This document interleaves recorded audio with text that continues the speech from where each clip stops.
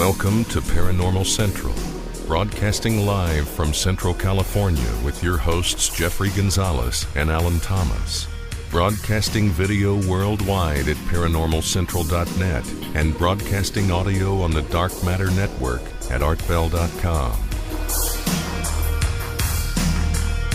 Are you ready to witness something that you cannot explain? I'm looking for you. You're looking for me. We have to decide what it will be. Can it be true? Can I believe the unexplained? Look into the sky. You realize you know I am. Open your eyes. You can find trails that control. Hello everyone, welcome back to another episode of Paranormal Central, broadcasting live from Central California. My name is Jeffrey Gonzalez. I am your host for the show. Welcome everybody. To my right, to your left, co-host Alan Thomas. Hi, everyone. And womaning the boards behind the scene in the dark shadows, Emerald Bonilla. Hi, guys. Welcome, everybody. Thanks for showing up wherever you may be around the world, Brazil, Mexico, Japan, China. We have fans all over the place, and I appreciate that. You would not believe how much I do. Tonight, we're going to have a show where I plan to scare the you-know-what out of you from going camping. That's going to be my intention. David Paulides, Missing 411, the show that we have been waiting for a long time. I had him on about 2 or 3 years ago, and I think that was one show that I can never possibly ever reproduce, because it was a 3-hour show, and it was a great show, and I will tell you more about that show and where you can see it after we talk to David Paulides tonight. He has written now 4 books about missing people around the world, I think, actually, and mostly here in the United States and Canada and Alaska. And you won't believe how many people go missing and where and why. Well, not actually why, but the circumstances, the evidence that we're going to show you, not evidence, but facts on how all these people are going missing. And you guys are going to totally trip out like I did 3 years ago when I interviewed him. So sit right back, and if you have people who like to go camping, who like to go hunting up in the mountains, and I'm talking anywhere in the United States, mountains, then you better have them watch this show now. And so it's going to be a good show tonight. So if you are watching us at paranormalcentral.net, you are looking at us right now. We're going to be doing the Squatch report here pretty quick, and I'm going to be showing you some pictures, and you can go in and watch them on the screen. If you are listening to us at Dark Matter Network at the artbell.com website, yep, you heard me right, artbell.com is carrying our show worldwide on the Dark Matter Network. We have the photos that we're going to be showing you there on the homepage where it says Paranormal Central, so you can go ahead and follow us there if you want. And you won't miss out, I guarantee it. So, let's go ahead and pull up the Geekmeister, Mr. Bigfoot Investigator, Know-It-All, Mr. Hairy Monster himself, Danny Valderrama. Hello. Hey, Danny.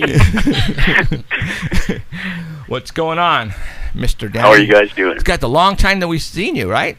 Yeah, about, 24 hours? 24 hours ago, yeah. We went to the mountains last night. We went bigfooting. You went again, and you didn't take me. It was dead. I don't care. It was dead. Trust me. It was literally cricket. Don't take me nowhere. No, trust me. It was dead. So, all right, Danny Valderrama is going to be giving us a Squatch report for September the 7th, 2014. And let me get to the screen here and pop on the photographs that he sent me. And I'm going to be putting up right now. Photograph number 1, do it. Yeah, the photograph number 1 comes from right here in town, Fresno Yosemite International Airport. I was there dropping off my wife, who's going out of town for a business conference, and we went into the gift shop, and there he was. Bigfoot was staring right at me, and there's about maybe, I think it was possibly more than 6 shelves of Bigfoot merchandise. Wow. I'm going to stop you right there. What airport in the United States or in the world has Bigfoot stuff like this? None that I've seen. None. I've been to I a mean, lot of I'm going to airports. say we are probably the only airport in the world who carries Bigfoot stuff. I wonder why they are carrying Bigfoot stuff. And we have probably the smallest airport, too. Yeah. So people think about this: Yosemite, Kings Canyon, the Sierras, finding Bigfoot, Destination America, Monsters and Mysteries. I think they understand where the Bigfoot is, just east of Fresno, and that's why they're going to try to make some money on it, man. I mean, who isn't, right? Pretty cool. I mean, There's many shelves there. I couldn't believe it. There's 3 kiosks, and each one, as you walked around it, had Bigfoot merchandise, mugs, dolls, all kinds of stuff. I'm putting up the second photograph right now that have that big plush Bigfoot. I am going to go buy that. I mean, that is so cool. I mean, come on. How much was that? $20 you said? $20, yeah. I mean, come on. You can't beat $20 for that large Bigfoot. That is so cool. I The mean, more we buy, the more they'll have. So yes. they're I buying feel some stuff. jilted because I was in there and they had like 3 coffee cups and a couple little shot glasses. Right. And I asked the girl, are they going to get any more? And she said no. So then I bought everything they had, right? And then you come along and show pictures of like 6 kiosks full of man. stuff. I mean, this is cool stuff. I mean, come on, people. Everybody who lives in Fresno, California, show your support. Go to the Fresno airport, go to the store, and buy some of this stuff. I mean, come on. Like flying from Florida. This is you know, crazy. I mean, I'm serious. It's like Bigfoot in an international airport. That's just... You don't even have to go through security to buy it. No, you No. don't. No, you don't. I mean, yeah. I mean, you can just walk. Obviously, you have to find a parking space and pay for it. Probably cost you maybe $2.50 for the first 15 minutes or 20 minutes. You know, Yeah. but then you walk in, go straight to the store, and boom. I could save you $2. I got Handicap. handicap parking. So I am going, and you know what? I work at the airport a lot, and it's just the last time I went, I didn't see this. So this Underground? is yeah, underground. Shh.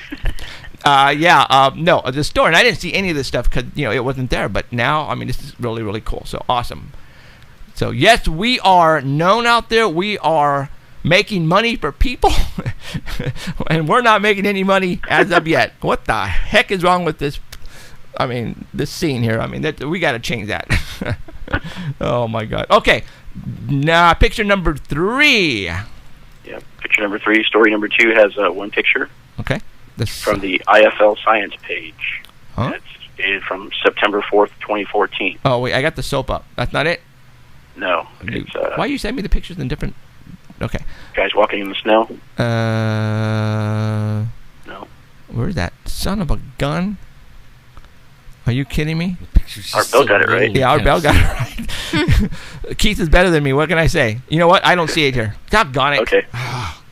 Go to Well, our Bell. anyways, these guys Is it have listed? found a way to extract DNA from footprints. So just when we thought we got everything we could out of the footprints, comes word from these scientists in the Arctic and an Arctic expedition that they've isolated polar bear DNA from frozen skin cells left in the tracks in the snow. So they what they did was they collected snow around 10 different paw prints in the snow there, and they melted it down. Wow. They used filters to identify genetic material from cells left in the meltwater. And then from there they amplified the DNA. That's And crazy. then it was the first time they were able to extract DNA from a polar bear footprint. Right. They also found in there DNA from a seal and a seagull. And from there they were able to track the story of the footprints there, because there was a little bit of blood in the polar bear's prints. So it told them that the polar bear had just killed a seal. Wow. And there was a seagull that came by to start picking at the leftovers. So they were able to tell all that from just the tracks in the Just snow. track in the snow. Is that incredible or what? Remember, Mickey was telling us that you could just take your breath and go, just Yeah, the touch and DNA. they could get DNA just from that. That, yeah, that's crazy. Yeah. So these scientists are saying just a single cell would be enough to get molecular markers that will allow them to identify each individual bear. And what they're hoping is that you can get the same thing from muddy footprints.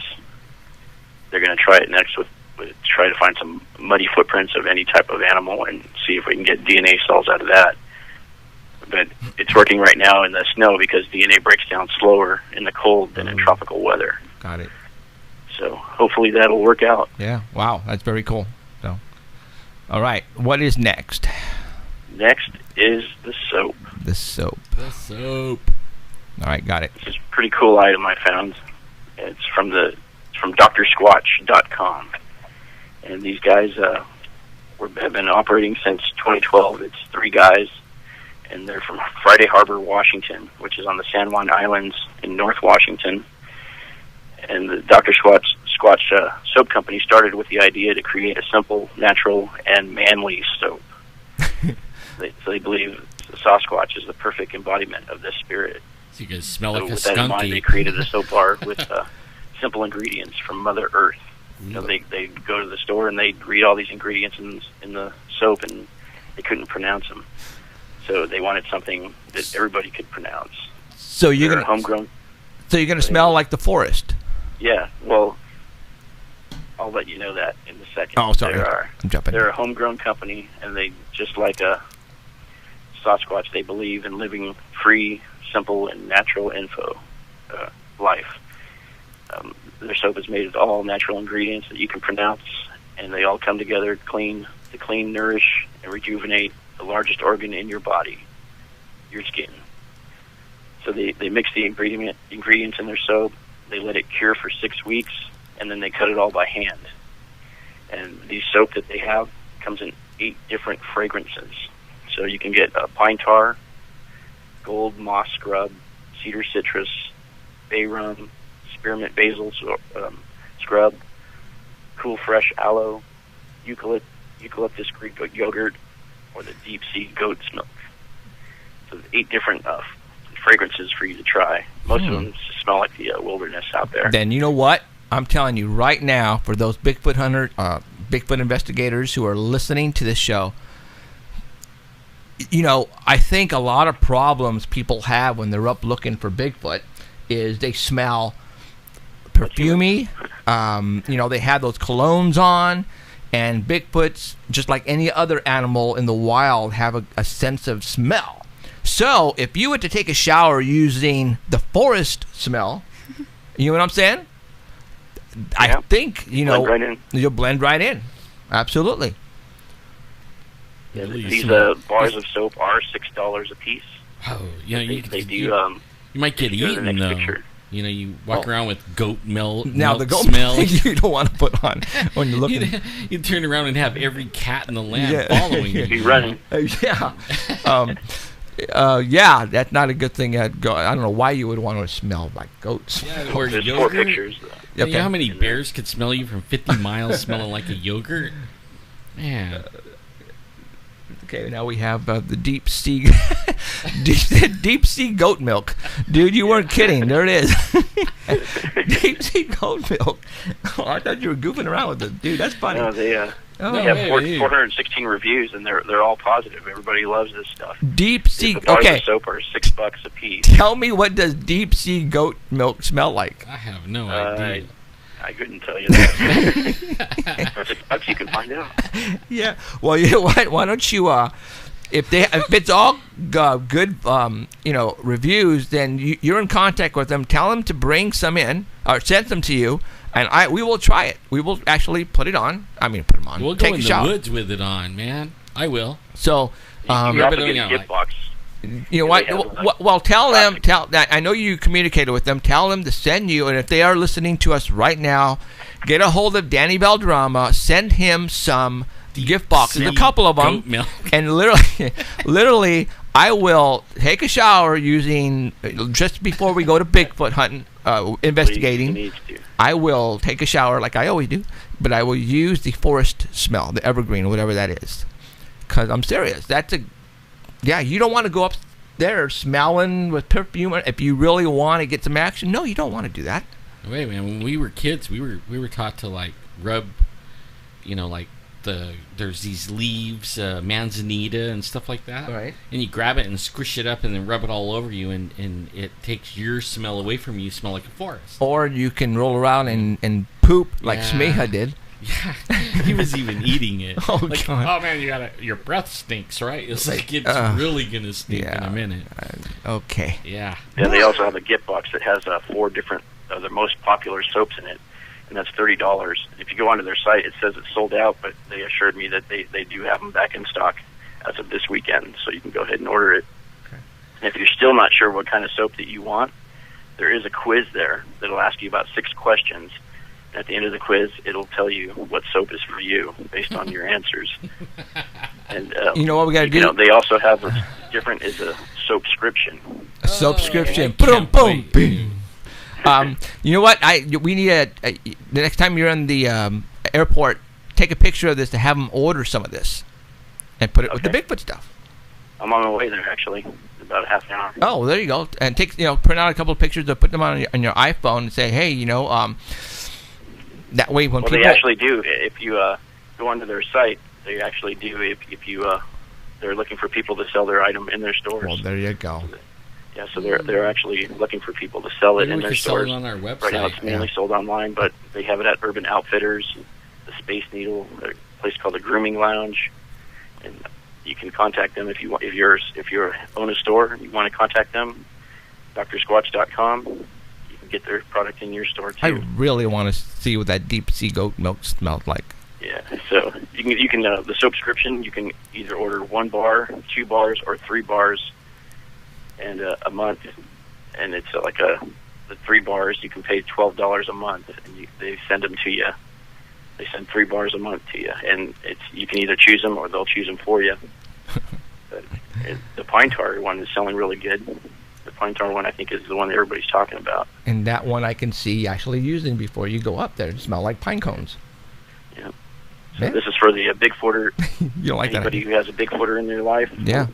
They No, already smell like the forest, so that might as well make them clean too. absolutely.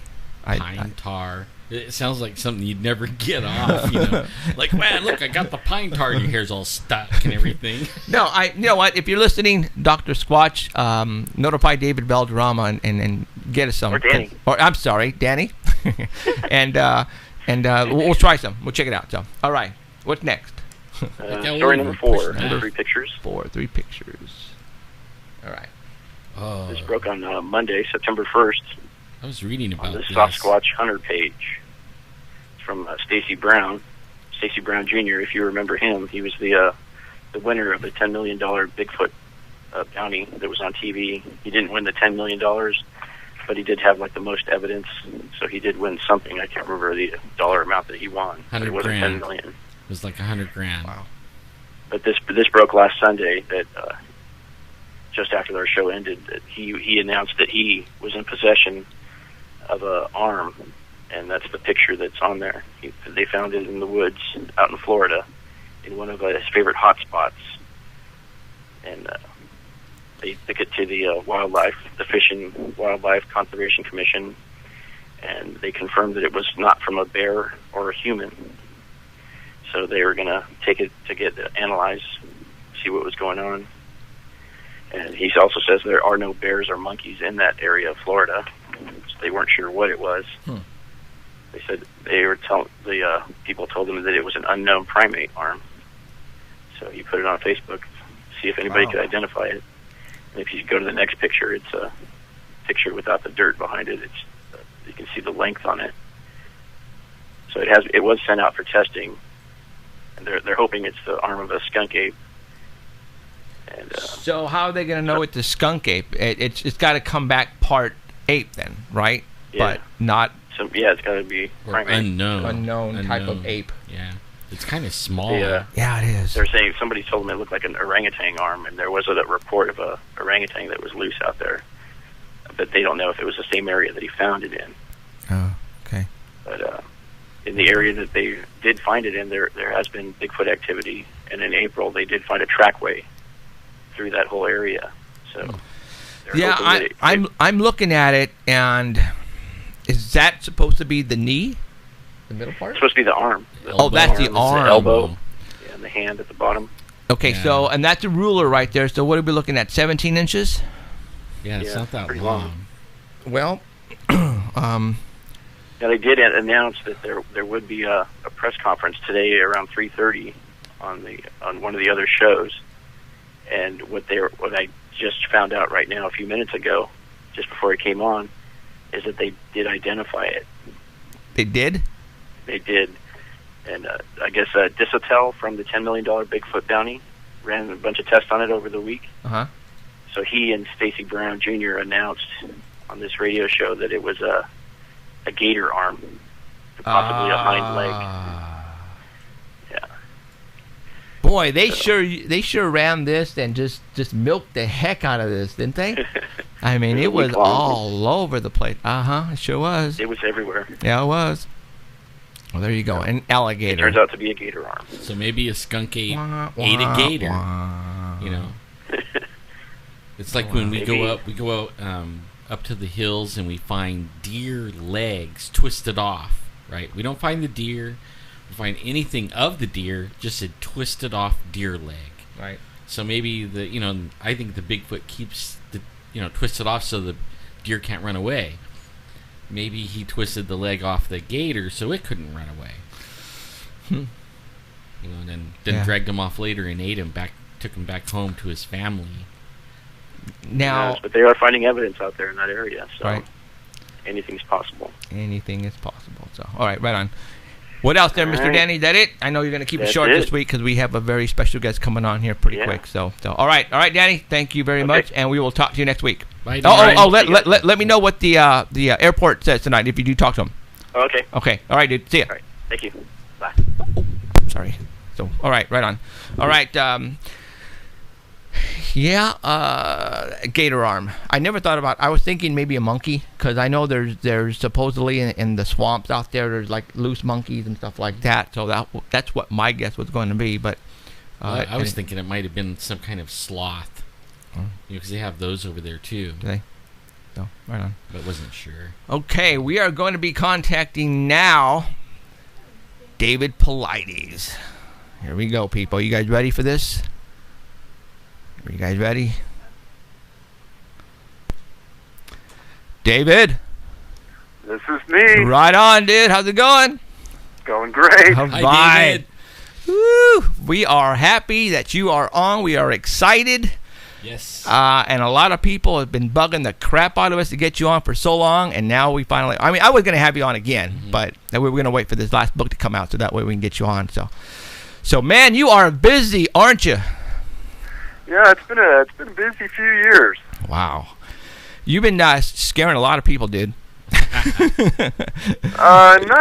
the intention. More no. to educate. Yes, and that's what the whole idea is because, you're tripping people out. The stuff that you're putting out in these books are pretty much just fact after fact after fact, and you're not making this stuff up, and they're going, what is going on here? And that's what we're going to talk about tonight. This is... When I had you on, 4 years ago, we had a 3-hour long conversation, and we talked about a lot of good stuff. But the stuff now that you have in the last couple of books you're going into great detail, and that's what I want to get into tonight. So Missing 411, The Devil in the Detail. Great I love title. that title. Great title. It's good. All right, let's see. Where do we start? Because I have a lot of questions. All right, tell us about this 4th book that you just put out. It's more of an evolution. If people haven't heard about it, it started off about 5 years ago when we got some recommendations from some National Park Service rangers that there was a series of disappearances in parks that they had worked at, and at that front end, there had been a lot of publicity, but then after 7 to 10 days, it tapers off quickly, and then you don't hear about the case anymore. Right. And they thought somebody ought to be looking into it, and they thought that there were an abnormal number of disappearances in the parks, especially in certain locations where they didn't think people should be going missing, and they were. So we started to look into it, and at the beginning, you start to read, 1,000, 2,000 reports, things start to come out that maybe if you read only 100, you wouldn't recognize. But now we're up to over 4,000 reports in 5 years, and certain things are starting to come to the surface that maybe we didn't recognize at the beginning. And so during that evolution of writing and researching and everyone in the team helping out and people all over the world reading the books, there's certain things that have come out that we never even thought of looking into. And as an example, a guy in Finland sent us in this giant letter that showed that there was a correlation between the people that we had mentioned in the books and planes that have disappeared in the Bermuda Triangle. And the idea that we would ever even look into that never came to our mind. But the statistical analysis shows that during the years that planes have been flying, the odds that we would have a number of cases of people disappearing on those same dates doesn't seem logical, but it's fact. Wow. Okay. Let's talk about... Weird. Yeah, that is weird. All right, let's talk about... okay, I actually, if you can see, I posted the crap out of your book, dude. So, and I got... All right, I chose some certain cases in this fourth book, all right? And I want to talk about those cases. The first case is Robert Willis. Now, we were just talking about that dude 3 weeks ago. Yeah. Okay, I had a friend at the ballpark. He runs the baseball, the minor, the summer program, and I was telling him about missing people and all that. And he goes, "Man, our carpenter friend from the union, his name is Robert Willis. He's the deer hunter. He goes up every year and he goes hunting by himself. And one day he didn't come back." And I said, "Really?" And then Elizabeth Martinez, who knows the family, was telling us that they go up there still to go look for him, dude. Yeah, look for him. They're still looking for him, his family. So let's talk about Robert Willis. Describe this guy to everybody. I mean, this guy is a veteran, right? A veteran of what he does. Yeah, no, he's a long-term hunter, outdoorsman, a rugged guy, very secure in himself and going out in the outdoors alone. He went into an area called the Dinky Creek Wilderness, just south of Shaver Lake, an area that he had gone to many, many times in the past. And he left home on October 30th, 2008. He was supposed to return the next day. And on November 3rd, he was eventually reported missing at about 5:45 a.m. And at that point, it had already started to rain and snow in the area. As soon as there was a break in the weather, the sheriff put up a couple helicopters, dogs, people on horseback went in. And this is in between Yosemite and Sequoia National Park. It's in between two national parks. And it's in an area between these two parks where I've documented many people that have gone missing and have never been found. And he took a rifle and a handgun with him. They found his 2000 Nissan Frontier pickup, and they found most of his supplies in the pickup, indicating that he was coming back to that car. He wasn't going to spend the night out on the middle of nowhere. He was on Forest Service Road 10S31, kind of in an area everyone expected him to be. And what I tell people about this incident and hundreds of others is that this is a prime example why you never go out alone. Oh, David, I actually yelled at everybody on my audience last week or 2 weeks ago. Literally, I was yelling at everybody to knock it off. Don't do it. That's it. Stop going by yourself, hiking or hunting. And well, continue on. I mean, I was ticked, David. I was ticked off. Go ahead. So one of the things that we recommend to people, if you have to go out by yourself, is you carry a firearm and you carry a personal locator transponder. And those two things together, out of 4,000 cases, we've never found a case where people that had both items disappeared. A lot of people with firearms and hunters, a lot of them disappear. There's only been one case where a person was carrying a transponder and disappeared. That person was right on the outskirts of Yosemite. They found him at the bottom of a cliff in a crag, and that's how they located him, because his transponder apparently went off when it hit the rocks. Wow. Now, that case was in the books because it was so odd what happened. I won't go into that. But if you're going to go out alone, carry a gun and carry a transponder. Transponders cost about $200, $300. If you're going to go out a lot in the woods, carry one. What happens is that they send off a signal to a satellite that goes to National Oceanographic and Administration personnel, sends a signal that you're in distress, and they can locate you within 10 to 20 feet from where that transponder is. I can't explain why the transponder and the gun together mean anything. I can only give you the facts as we know them, that people haven't disappeared together like that. Now, Robert, to this day, still hasn't been found. Right. But, I don't want to focus just on his case because there's probably 100 others I've written about that are identical to this, where the guy's never been found, and he was quite adept at the outdoors. Right. Like my teacher, the one in the first book. Yeah, what's his name? James Arthur. James Arthur. He was in the 144th Fighters Squad, in military. That shocked me when I turned the page and there's my teacher. Yeah.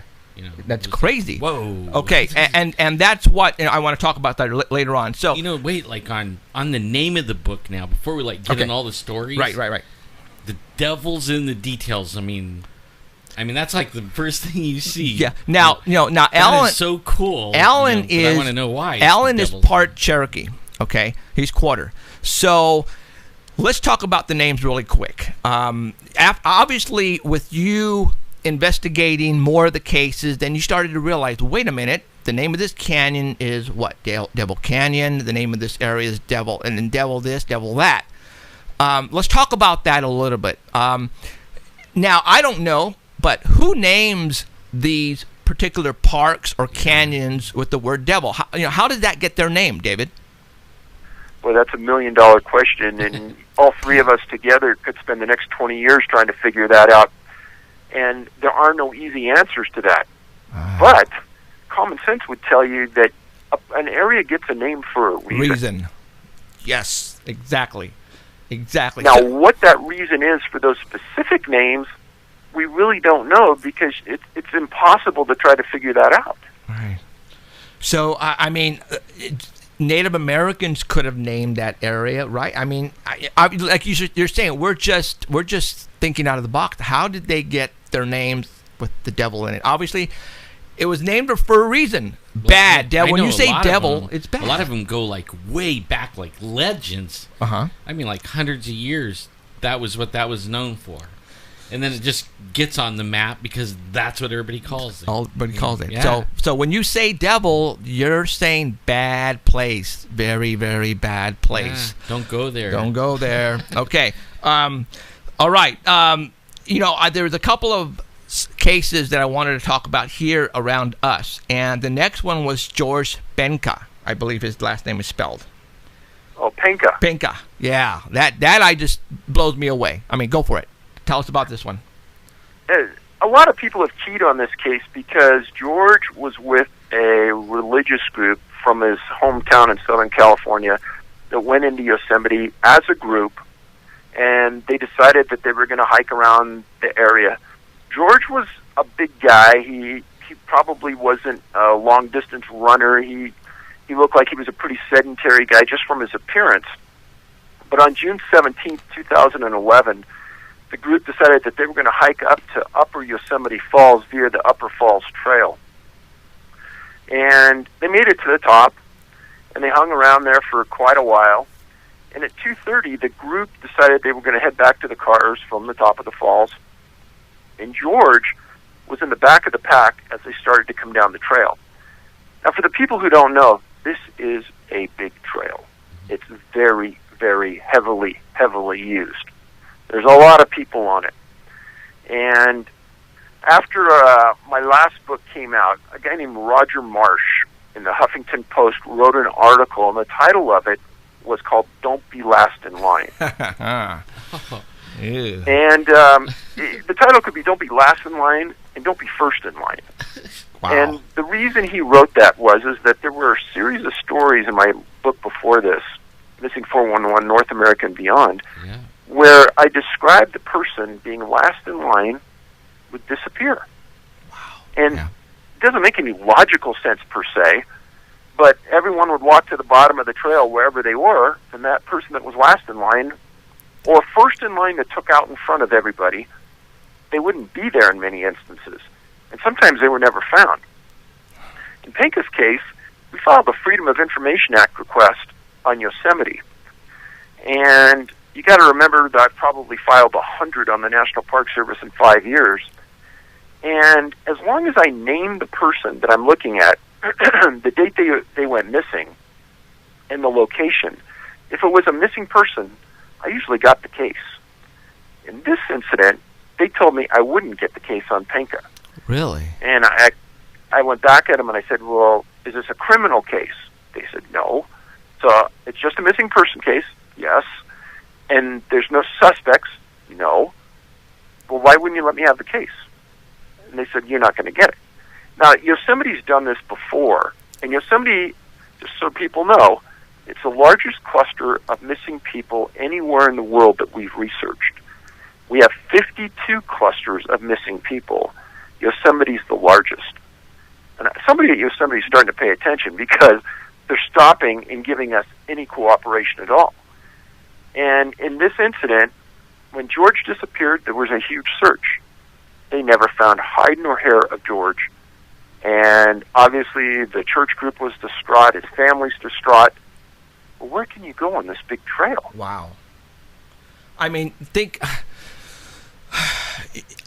you're taking a little trip, to Yosemite, thinking you're going to come back, and all of a sudden, your daughter or your son is missing, and they don't know what happened to him. Like you said, Yosemite, there are literally thousands of people up there every single day, and especially this particular path.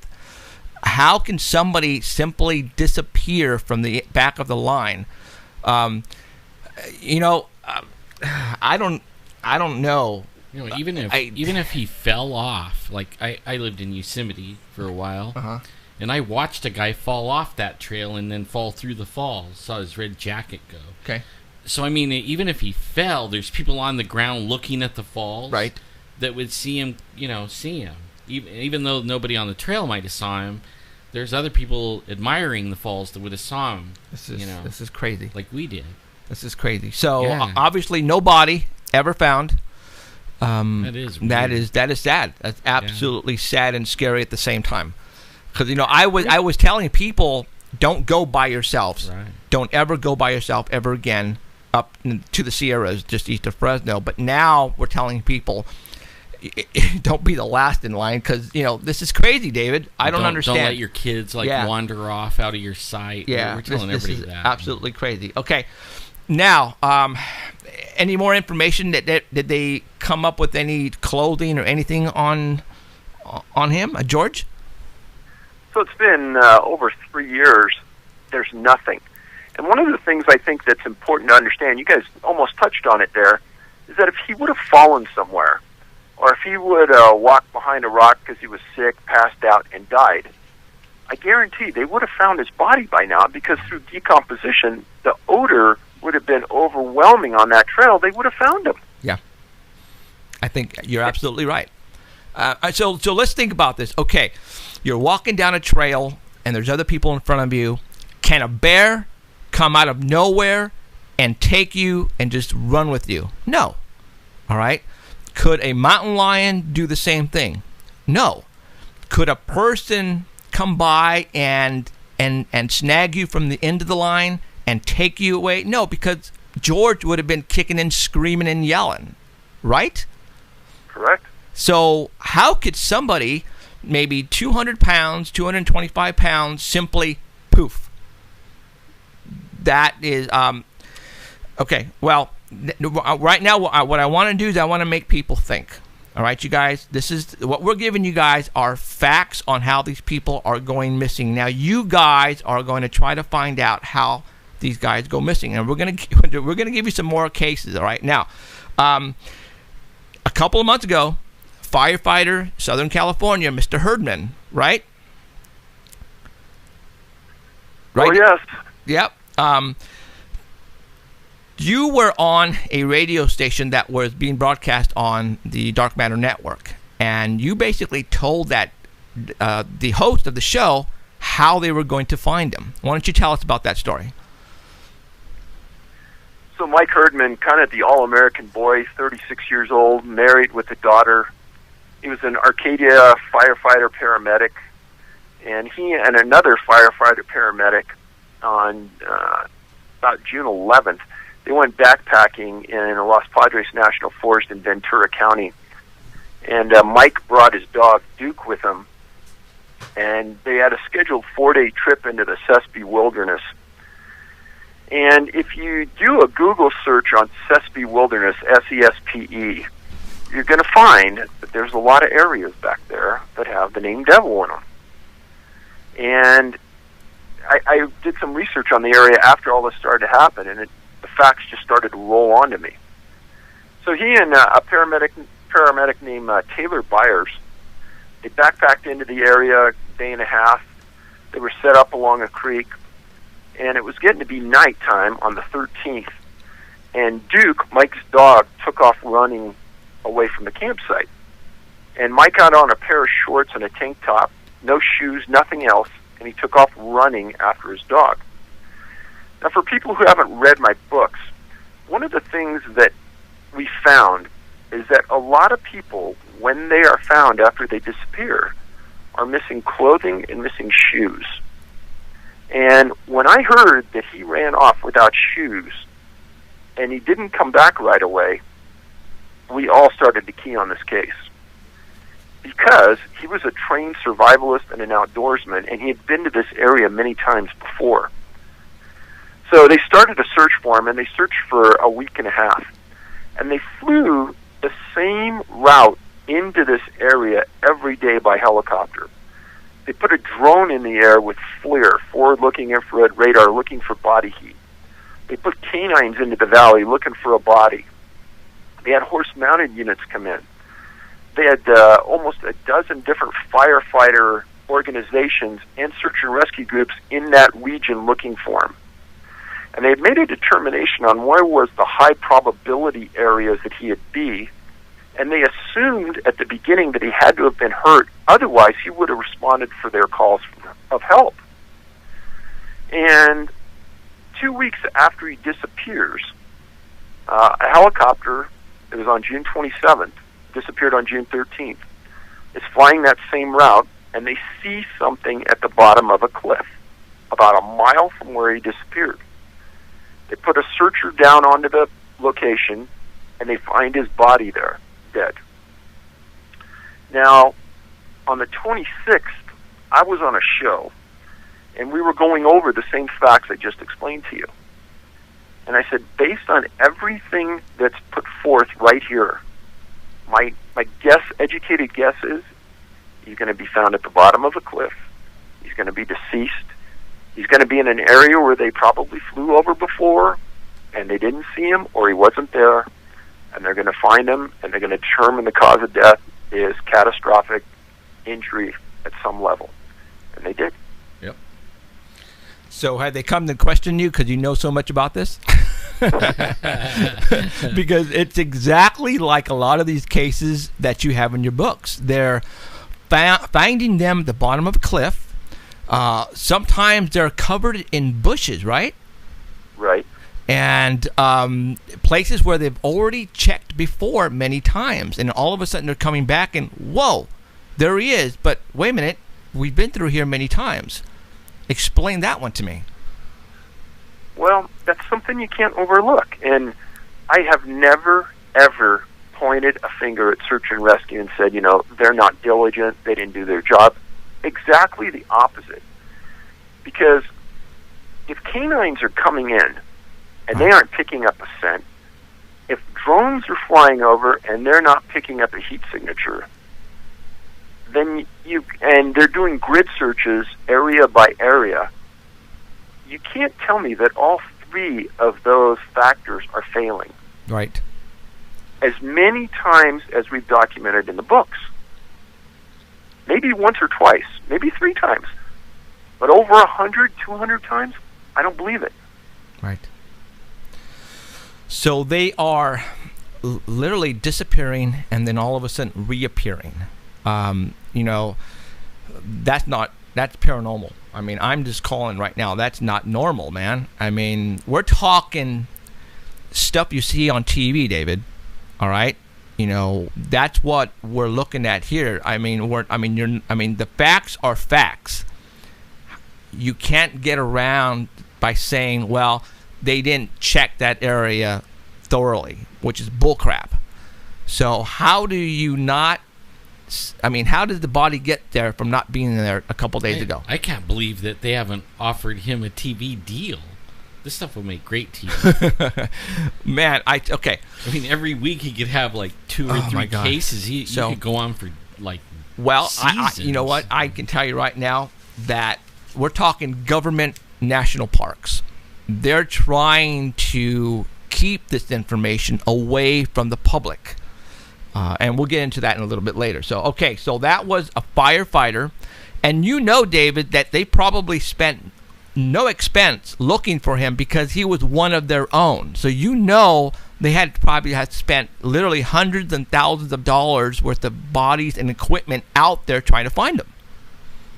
Well, and by example, they were still flying a search and rescue mission for him 2 weeks after he disappeared, Wow. which is essentially unheard of. Most searches and rescues go anywhere between 3 and 7 days, and that's it. Well, okay. Well, there you go.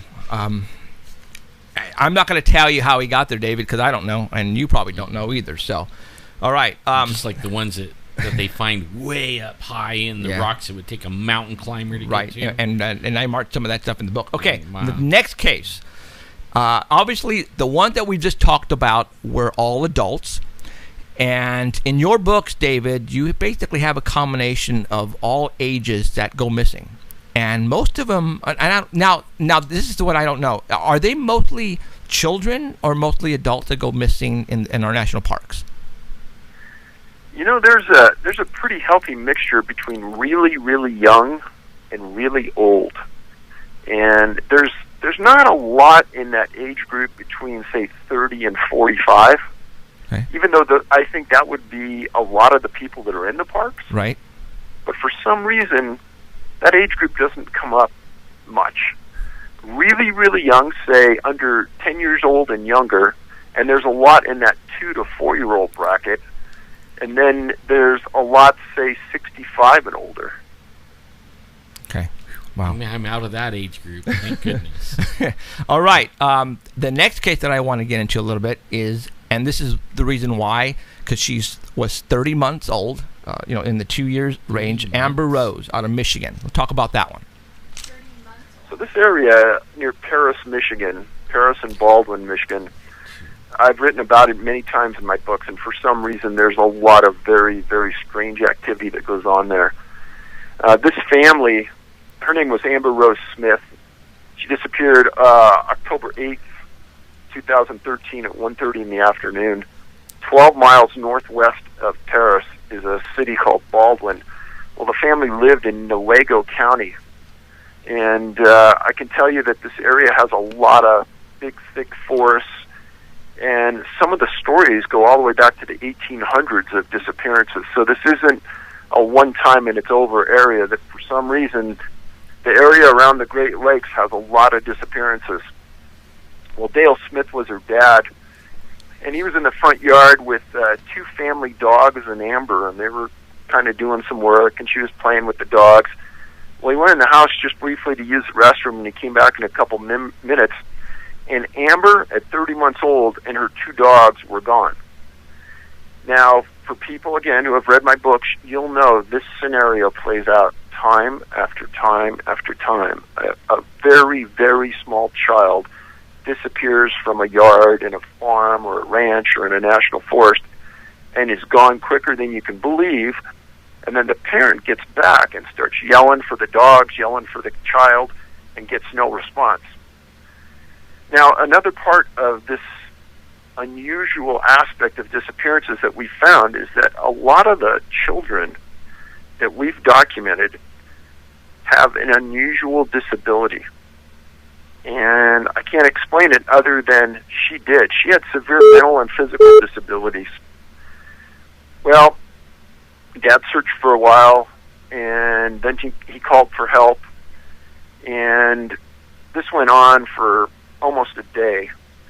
And then the following day, at about 1:40, some searchers were on a road almost 2 miles from her home. And they found her standing in the middle of the road, just staring down the road, not moving. And she had scratches on her body and her face, and she was taken back to her parents. Didn't say much. Now, this is the exact statement the sheriff made. He said, "It's hard to imagine how a 2.5-year-old child can survive that distance through the woods with temperatures that reach down into the 30s through the night." Then he went on to say there's some that aren't convinced that she walked that entire distance. Maybe she was dropped off. Those are things that we might have to determine in the future. Now, you and I and other parents out there know that a 2-3-year-old kid, we know how fragile that is and really how far they can move through the woods alone. And for this sheriff, it's one of those rare times where a law enforcement person came out and said what's obvious to all of us.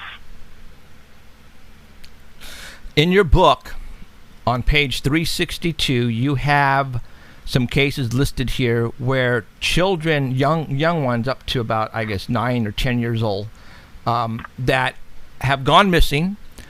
Either they find their body or find them alive. And you have here the distances that they find them at. Like, for example, I'm just going to throw one out there really quick. Jack Hodges, 7 years old. They discovered the body 50 miles away.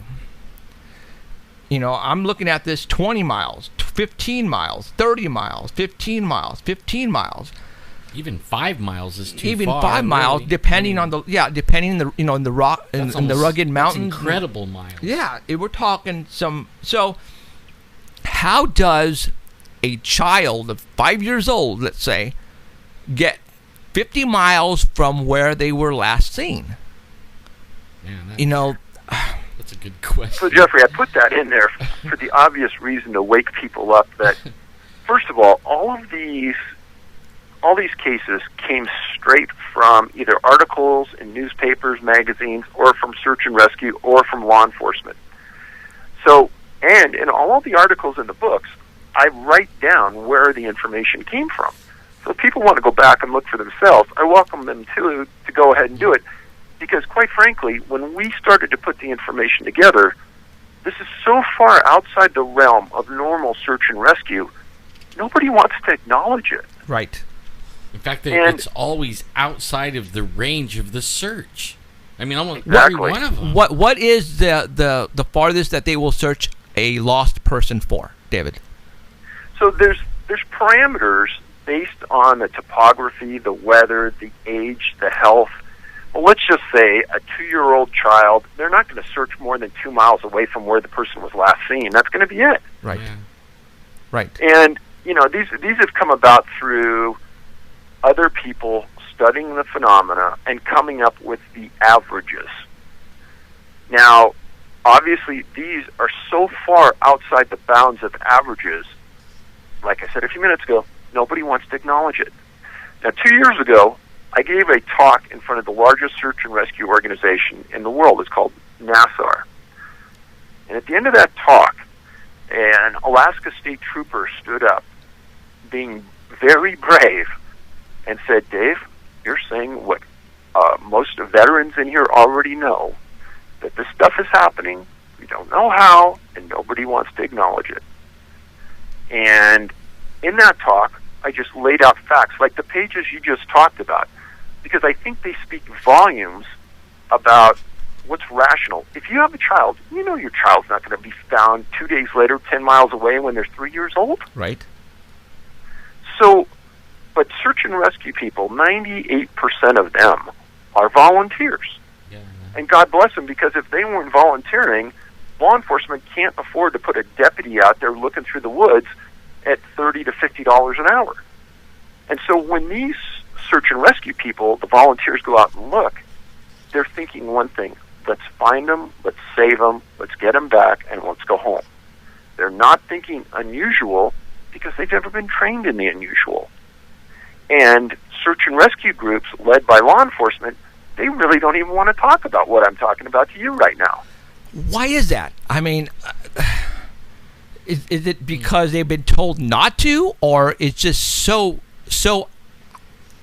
just ridiculously just crazy that I don't, I just doesn't, it blows me away. I was doing a talk in Sanger at the Rotary Club, okay, and because we were on a TV show, and I mentioned about missing people, and it so happens the fire chief was in the audience on one of the tables, and I was telling him about why does the Sierras, Yosemite, why do we have so many missing hikers and missing campers? Because we see that on the news down here constantly. And I was looking at him when I was saying this, and he was looking at me, smiling, and he was nodding at me, going, and he was acknowledging exactly what I was doing, was saying.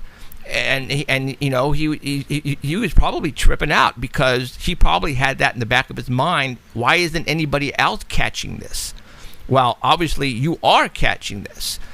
And I'm looking Jeffrey, you're bringing up a good point, and it goes to something that we started a couple weeks ago with another a lady, a reader of mine. And if I could just plug a petition that's going out. Oh, yeah. So if you go to our website, the canammissing.com, you're going to see a header on one of the links that says petition. I want everyone to go in there and read that. And you just brought up the optimum point. Is why don't people know about all these missing people that are out there? And the reason being is there's no way for you to really know unless you read the books. Because the National Park Service, the U.S. Forest Service, and the Department of the Interior will not put on any of their websites any information about missing people other than during that first 7 to 10 day cycle that the people go missing. After that, many times they fall into this category, missing, presumed dead. They don't go on a database, and they're wiped off the list forever to be known. That's true.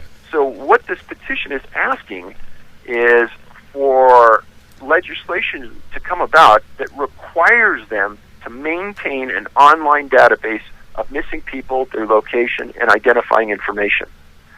And this isn't as much for us to know, even though we need to know. There are rooms in the coroner's offices, rural coroner's offices across the United States that are filled, and I'm talking filled with bones of people they cannot identify. Oregon ran an article, and it's on our website under current events, if you can look through it, that talks about certain counties having these rooms filled with bones that they can't identify because there's no way for them to ID who's missing where. Ah. And the National Park Service has done everything in their power to keep us from trying to find out who's missing, where, when, and how. And so a reader contacted me, we worked on this together, and we started this petition. And we're trying to get 10,000 signatures, and then we're going to go to a senator, and we're going to try to get them to sponsor legislation to get this pushed through. And again, it's nothing that any medium-sized to large law enforcement agency doesn't keep on their website right now. Okay. I already signed it. I want everybody, we're going to give the website out. It's called the petitionsite.com, right? Yes. Yeah, but you have to go to the right one. But go to your website. Say that again. Your website, Can-Am?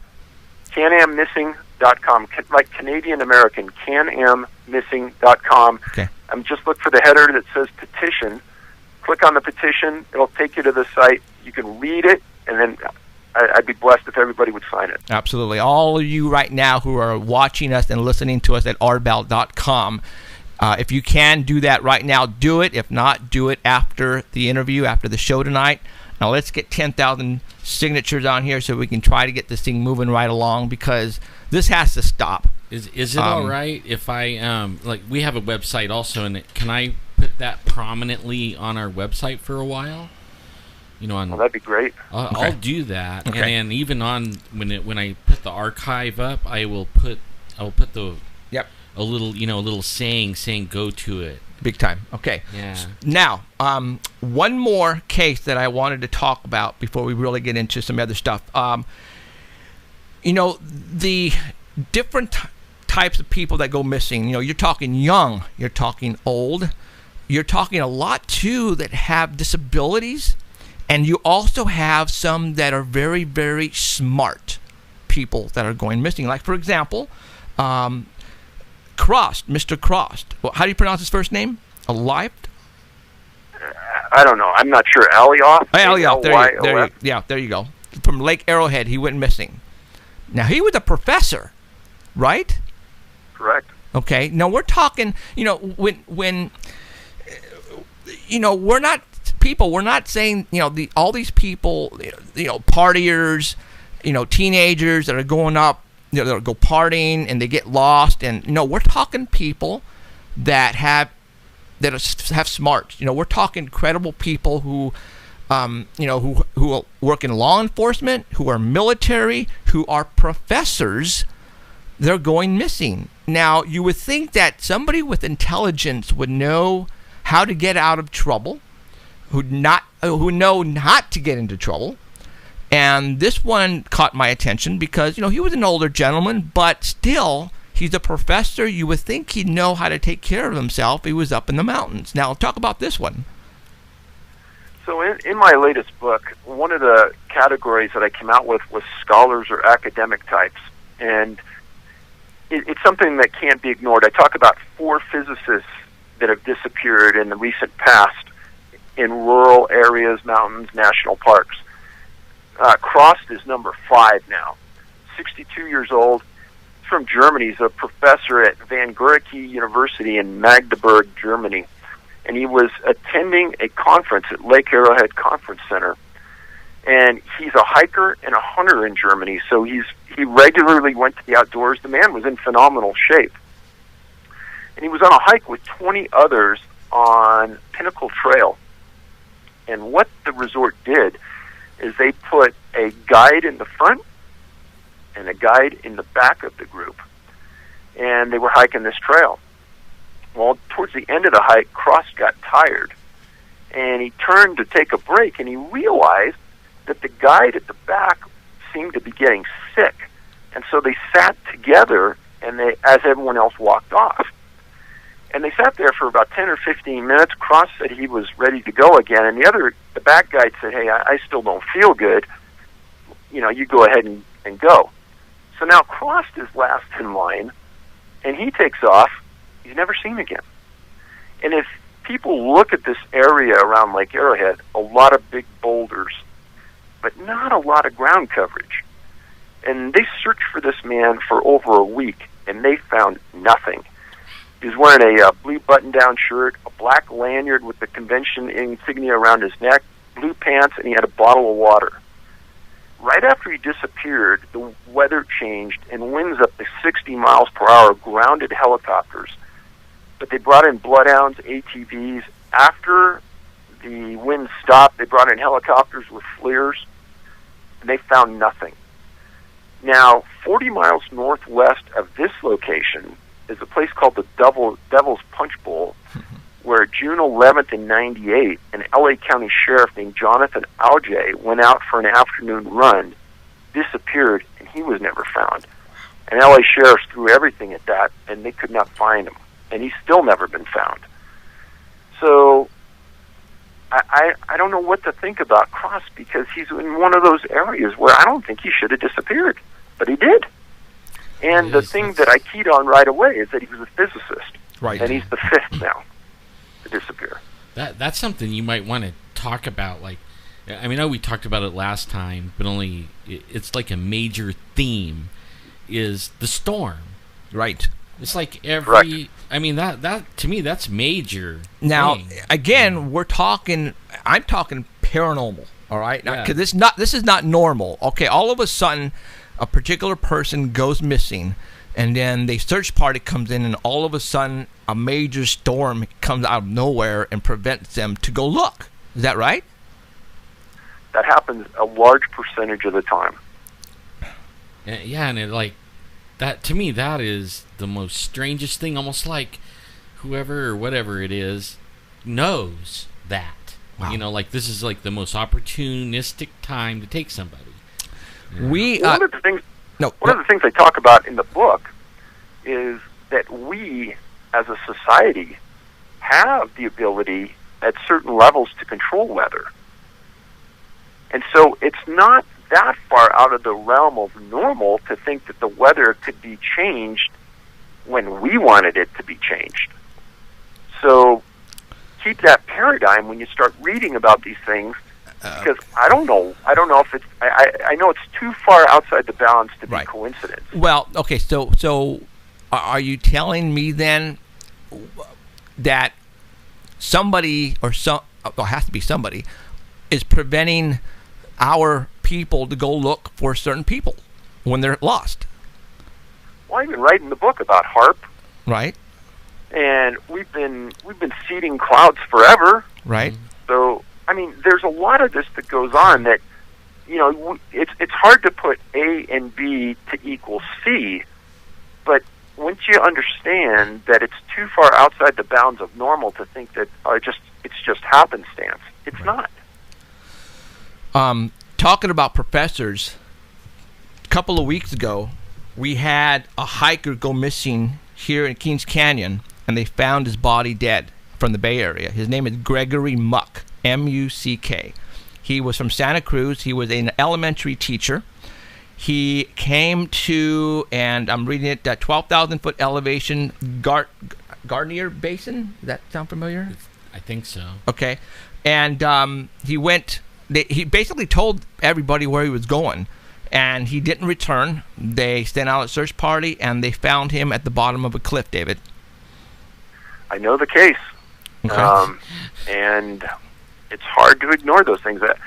On interviews I've been on over the years, I tell people that in the days when I went out alone, I would be exceptionally careful around cliffs, on trails, etc., because I knew that if I got hurt, there wasn't going to be a lot of help for a long time.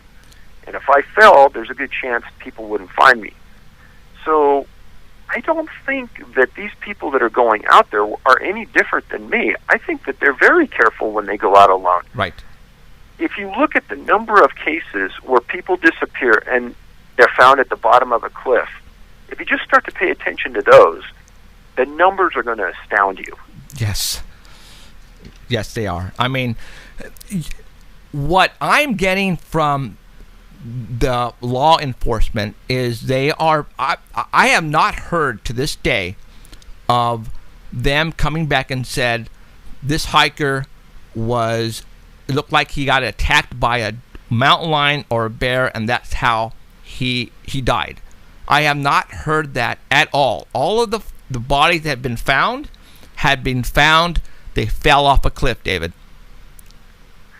So about 4 or 5 months ago, we started to do some videos on some cases to give them better clarity so you could understand the ramifications, the locations, etc., of these people that have disappeared.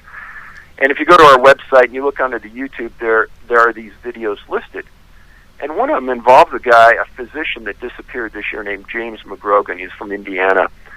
And I just want you to go and watch the video and see the trip that some people allege this man made and where he was found at the bottom of this cliff, and then understand that he had GPS, understand he had a cell phone that worked, and he had connection, and a city was within sight of where he disappeared.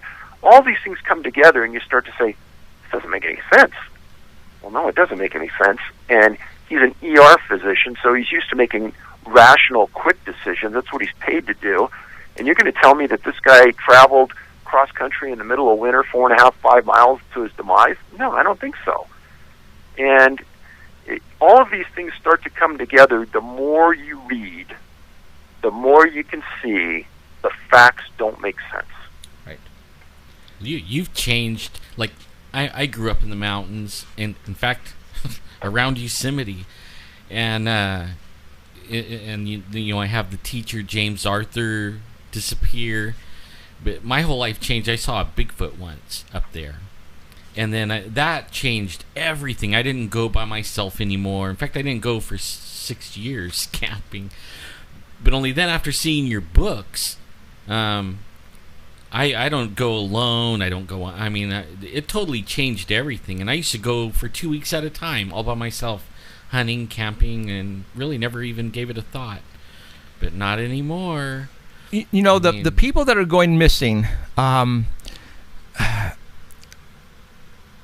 government, or our government, does not want to tell us about the people going missing. And you have a spot here in your book where I marked, and I noticed that, you know, here in Fresno, we see busloads, and literally busloads of tourists coming from San Francisco.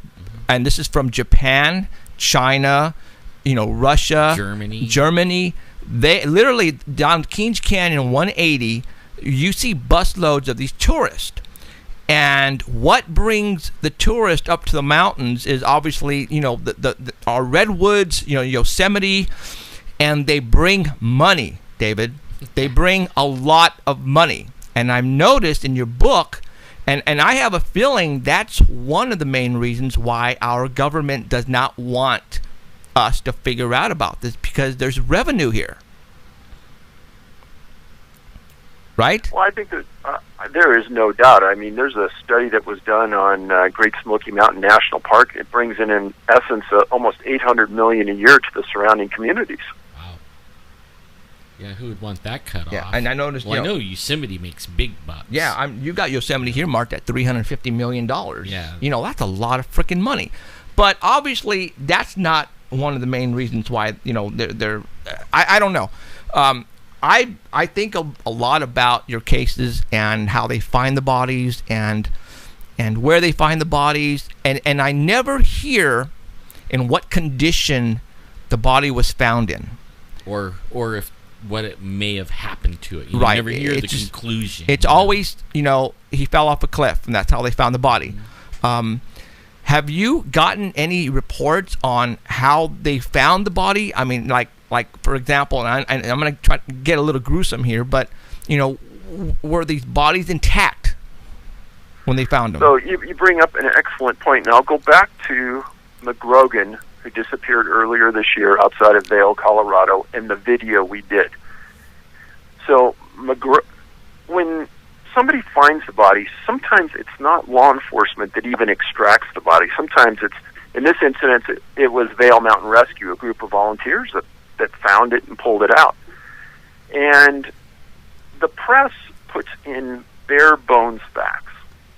Now, I'm from California originally, and law enforcement in California is the most tight-lipped group of individuals you can imagine, and trying to get a report out of them is like pulling teeth. Now, I live in Colorado now. Now, we have a law very similar to the Freedom of Information Act that is mandatory disclosure law. So once a case is closed, they have to release it according to the law. In McGrogan's case, we filed against the county sheriff and against the coroner, and we got both reports. Now, in that video, I not only go to the locations where he disappeared and where he was found, we also go to the location that rented him his equipment. And I showed the manager that rented him the equipment the route he took and said, does this make sense? And you're going to see that the manager says, no one would take that route. Nobody in their right mind would do it. And then before we went on camera, I asked him, I said, well, what do you think about that body being found without any boots on in the middle of winter? He said, what? He says, I talked to the coroner. They never mentioned that. I go, no, it's in the coroner's report. And I showed it to him, and he goes, that's bizarre. He goes, well, were the boots right next to him? I said, no, they never found the boots. They searched for them. They still never found them. And that, again, as I said earlier, that's a common element in many of the cases that we document. It's either clothing or shoes or boots are not there and are never found. And you explained to me in the middle of winter how this guy made it over, 4.5 miles through the backcountry, 20 to 30-foot drifts of snow with no boots. Right. I've read the first 2 books where you listed some cases where there was a situation where they found some bones and clothing removed and sometimes actually folded nicely. Correct. Next to the body. I mean, dude, That rules out an animal right away. yeah, I mean, what? There's a case out of Crater Lake National Park where a 19-year-old disappeared in the middle of winter, and 20 to 30 foot drifts of snow, et cetera, and a couple years later, some people are 12 miles into the backcountry in a box canyon, and they find this unusual kind of occurrence where they think they see some clothes and things, and they back out, and they send 2 law enforcement rangers on horseback into the backcountry. And when we filed against the Park Service for information about this, they said they didn't have the report. They threw it away. Well, luckily, one of those rangers was still alive, and I went up and interviewed him.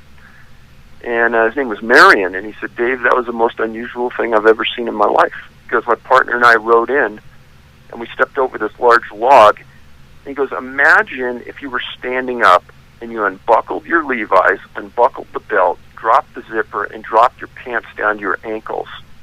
He goes, that's what we're looking at on the other side of this log, with socks at the bottom of these Levi's, with little bones in the socks, and a broken tibia in the right leg of the pants, but no other bones.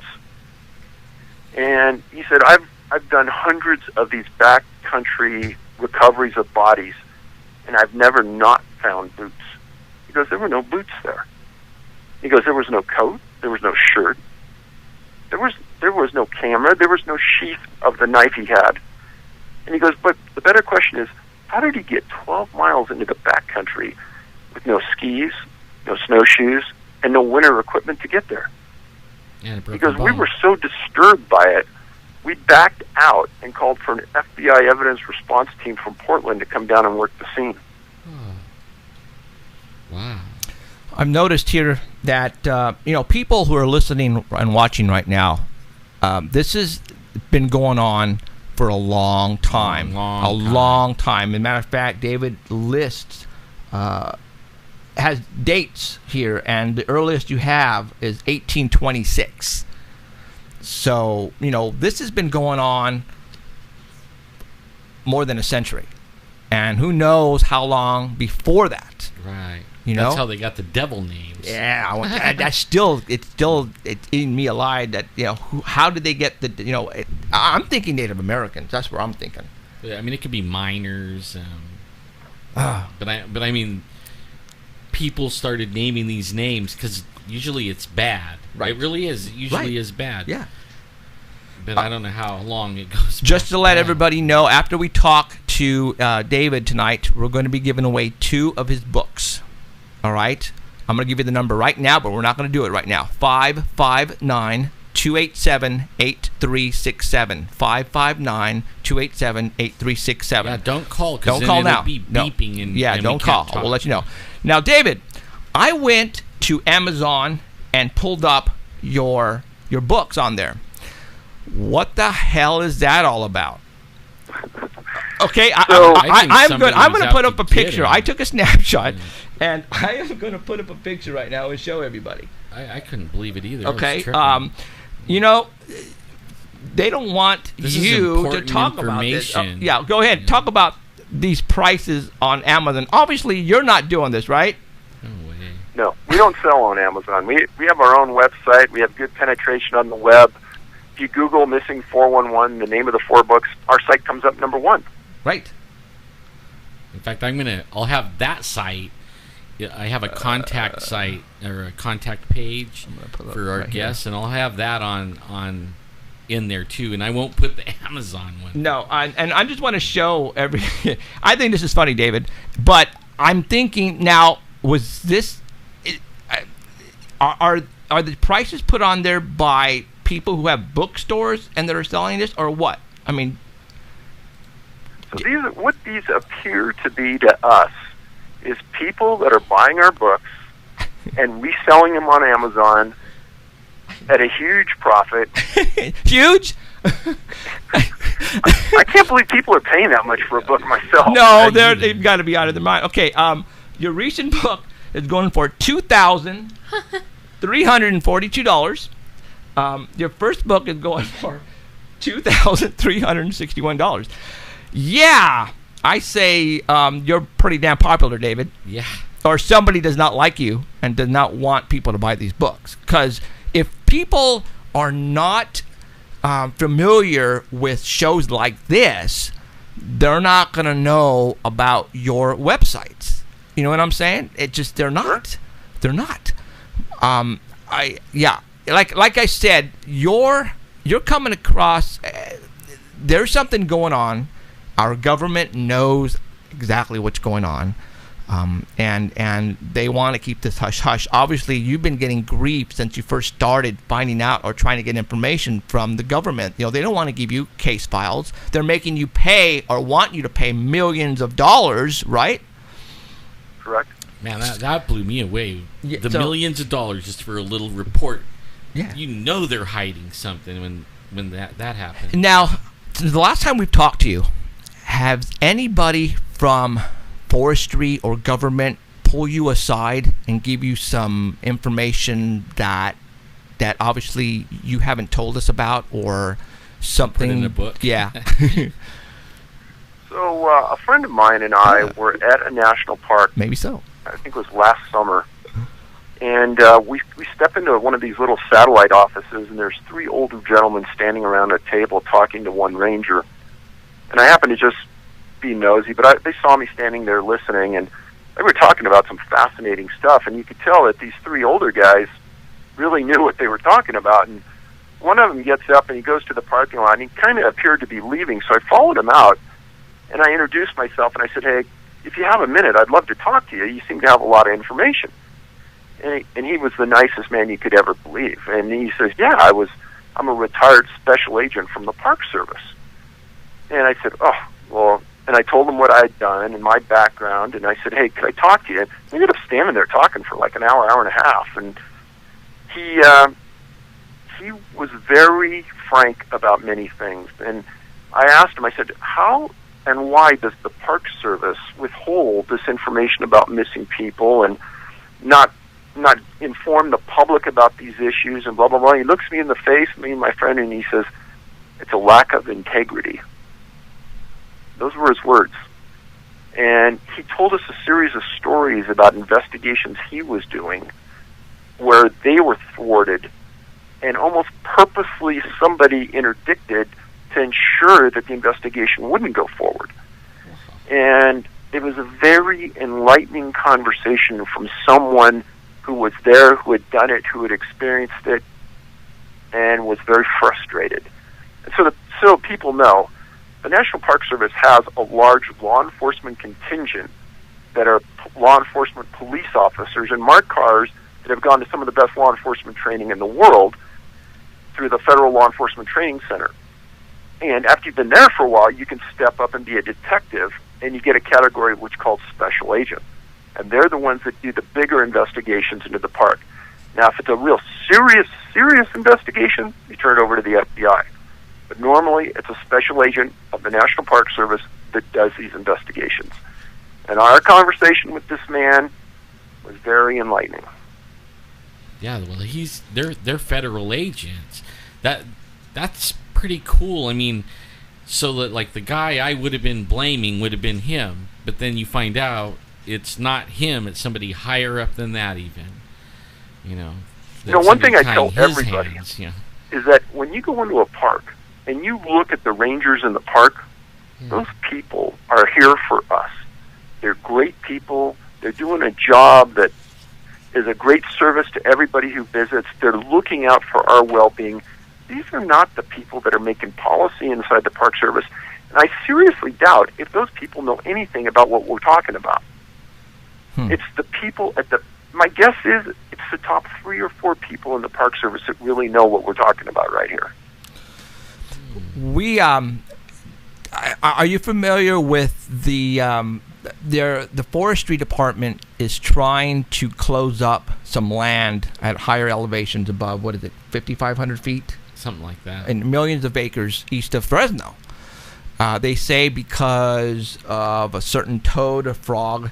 Yeah. And basically they want it fenced it off, and they want to keep people away from the upper elevations. And it is weird that, because we attended one of those meetings, and everybody was just tripping out. Like, why are you guys doing this? And we were not getting an answer from them. I mean, obviously they were saying, well, there are a couple of animals, the toad and a lizard or something that it might go extinct or whatever, so we have to basically keep people out of this area. And a lot of the area that they want to block is pretty much where all these people are going missing. Yeah. Okay? And that's why we showed up. And it just, I don't know if there is a correlation that, the reason that they're trying, I don't know.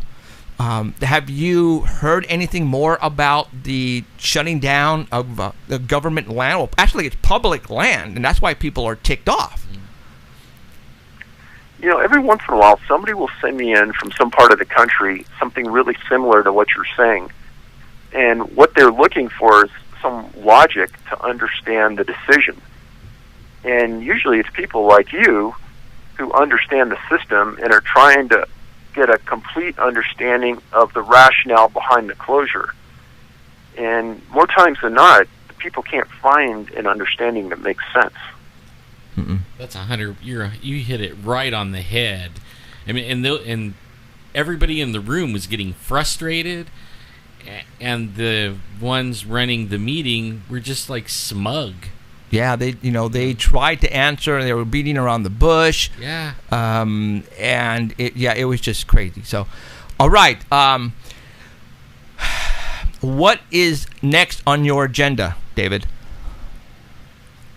Well, I could say so far this year there's been a bumper number of people who have disappeared that fit the profile of what we're researching. Yep. Man, it has. It really has. Really. And that's very disturbing, because last year was another one of those years that if you look back in the previous 30, there were more than ever. And I don't think it's our awareness of the topic. I actually believe that there's something unusual going on, which is even more bothersome. So, I mean, in the last year, I've had 3 families of victims that have contacted me. One, a girl that's a physician, and a guy that was an attaché out of British Columbia for the government that disappeared on a hike. Her mom contacted me. A wife of a man who disappeared in British Columbia contacted me. And Jared Atadero's dad contacted me. And in fact, I'm going to be going to a search and rescue meeting this week with Alan Atadero, and he wanted me to go with him to help explain some of the circumstances in his son's disappearance that people don't want to acknowledge. What's so particular about that case? That's interesting. I mean, his son was in a wilderness area, and he was with a group of adults, and somehow he got away from them. And in fact, this is one of the videos we did that you can watch online on our website. And he disappeared. They searched for him. And 4 years later, they found his shoes and a sweatshirt and a pair of pants inside out, 550 feet above the trail that he was on. He was 3 years old.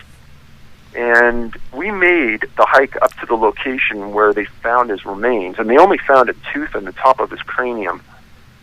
And I can tell you that was one of the hardest hikes I've ever made in my life. We were on all fours going up this steep embankment. And Alan had explained to me beforehand that his son never liked to tie his shoes. And he couldn't understand how his shoes ended up 550 feet up this embankment. And originally, the sheriff in the county said, well, he must have been taken by a bear or a mountain lion. Well, Alan showed the clothing to some mountain lion experts, and 3 of them said, no, he wasn't taken by a mountain lion, based just on such little damage done to the sweatshirt he was wearing. It doesn't make sense. And then everyone questioned why his pants would be inside out. And therein lies another issue on many of these missing persons cases, is that when they're found, their pants are inside out. Think about that. Weird. That's one of the things that boggles the mind. Yeah, Jared's shoes looked to be in immaculate condition for supposedly being in the winter for 4 years. The colors were vibrant. really? Yeah, and you watch this video and you can see the shoes. It's going to be puzzling to everybody that they were out for 4 years. But how he got up that 550-foot area is beyond any logical grasp of an explanation. I have no idea, because I did all I could, and I'm in phenomenal shape to get up the side of that mountain. Wow. And how old was this person?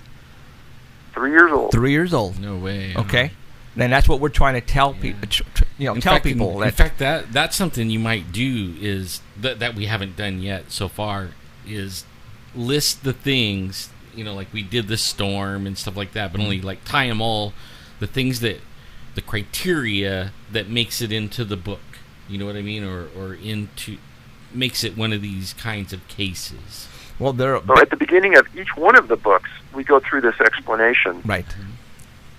And this is one of the other reasons why we started to do these videos, is to give some clarity to maybe any ambiguity that may be out there about these cases, and take the rumors out and talk about the facts. And in Adadero's case, few of the facts have ever come out like this, and now they're finally out there on the table, and it'll be interesting to see what the response is from law enforcement.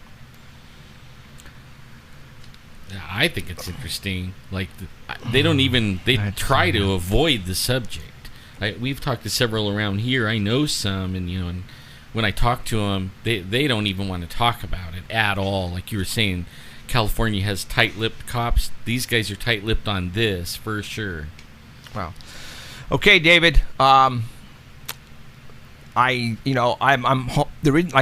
reason why I brought you on is I've been trying to put in people's heads that there are people like you and me, children that are going missing.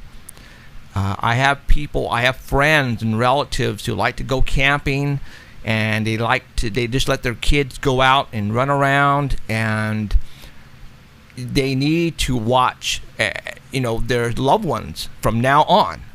And like Alan was saying a couple of weeks ago, I went on a rant, and I pretty much said, that's it, you guys, stop going by yourselves, no more. You need to go with somebody, carry a gun, and like you, carry some type of transponder, GPS, in case you do get lost. But that is not, don't think you're going to be safe even with the gun, because people are going missing with guns, right? Yeah. Absolutely. Shit. Okay. All right, David, your website again, Can-Am, what was it? CanAmMissing.com. Go there, look at the petition, and then go to the YouTubes and watch our YouTubes. It'll offer a lot of clarity to you, and it'll help your argument, Jeffrey, about people going into the woods and why not to do it, because there's one on there about a small kid, there's one on there about an elderly man, so it covers the bases. Right on. I just subscribed a little bit ago before the show. So, I just happened to see that and subscribed. So I'm going to be watching. So, obviously, this is your fourth book. Are you going to be writing another book on more cases, or are you going a different direction, or what do you got going? I'm not sure what's going to happen next. I mean, the response we've had from the videos has been astounding. It's all positive, so that's good. We might continue to do that, accumulate cases, and just kind of see where things go with it. Okay. But it's people like you that we sincerely appreciate the visibility you're giving the topic. Roger. All right, David, I appreciate you coming on. This stuff just intrigued the hell out of me, because I'm going to say it, it's paranormal, man. This is not normal stuff that's happening to the public. They're going missing, and how they're going missing is just blowing my mind, and I'm sure you're blowing a lot of people's mind out there right now. So, all right, David, thank you very much, and I'm sure we're going to be talking soon in the future, all right? Sounds great. I appreciate it, guys. All right, take care. David. See ya. Bye-bye. Now you know why I've been telling you guys, stop it.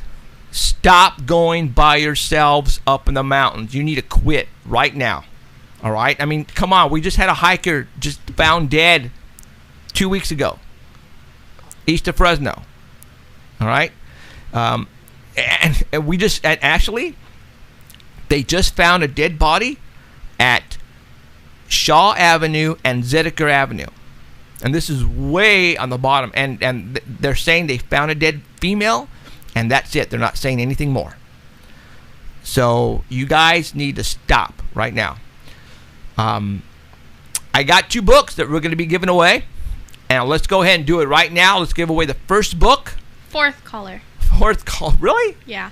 Okay, well, let's. Okay. We have Okay. to Oh, give it a wait. couple minutes. Actually, Yeah. go through, hang up on 10 calls, and then we'll start after that because of the delay on Art Bell. Remember how you were telling me? So the 14th So caller. the 14th caller. All right. Okay. So let's go. I'm They going to still give might you a not book. even make the delay. I think so. I think so. I think so. All right, you guys, let's go. We're going to give away 1 book right now. I'm missing 411, The Devil's in the Detail. There's some stuff in here that's going to blow your mind. Actually, there's some stuff in here that I didn't talk about with David only because, you know, the whole idea on him coming on is to talk about the facts of the people that are going missing. There's like, I don't want to say a chapter. There's like about 4 or 5 pages that have to do with paranormal in here. All right? But if you want to read it, you have to buy the book.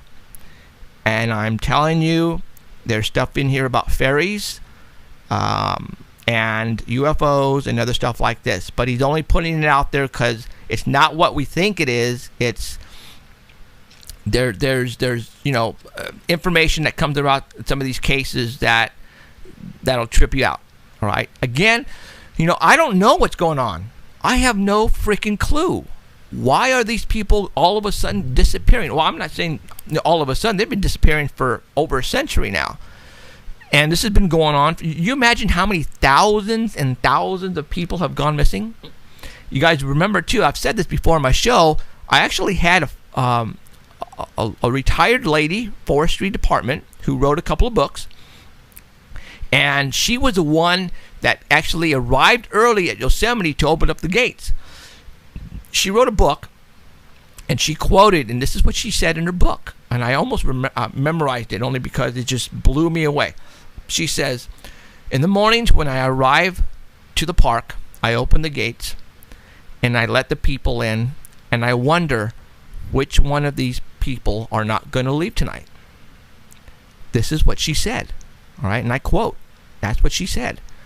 So, obviously, the forest rangers, they know how many people are going missing. All of the fire department and people up and down the valley and the foothills know exactly what's going on, because when I was, giving a talk at the Rotary in Sanger, and I saw the fire chief of Sanger pretty much nodding. He says, "Dude, yeah, you're right." All right, so I remember that. I remember he actually got up and grabbed Jeff after the meeting and wanted to talk to you about it. Remember that? I mean, like, we were starting to clean up, and he came over to us, and started asking questions. Because, people, they have questions. And, I can't tell you, because the way these people are going missing, disappearing, sometimes they're finding the body, sometimes they're not. It's just weirdness. Total weirdness. And I don't get it. It's blowing me away.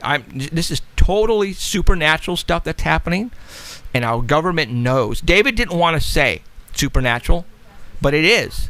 There's something supernatural going on with the missing people, on how they're disappearing.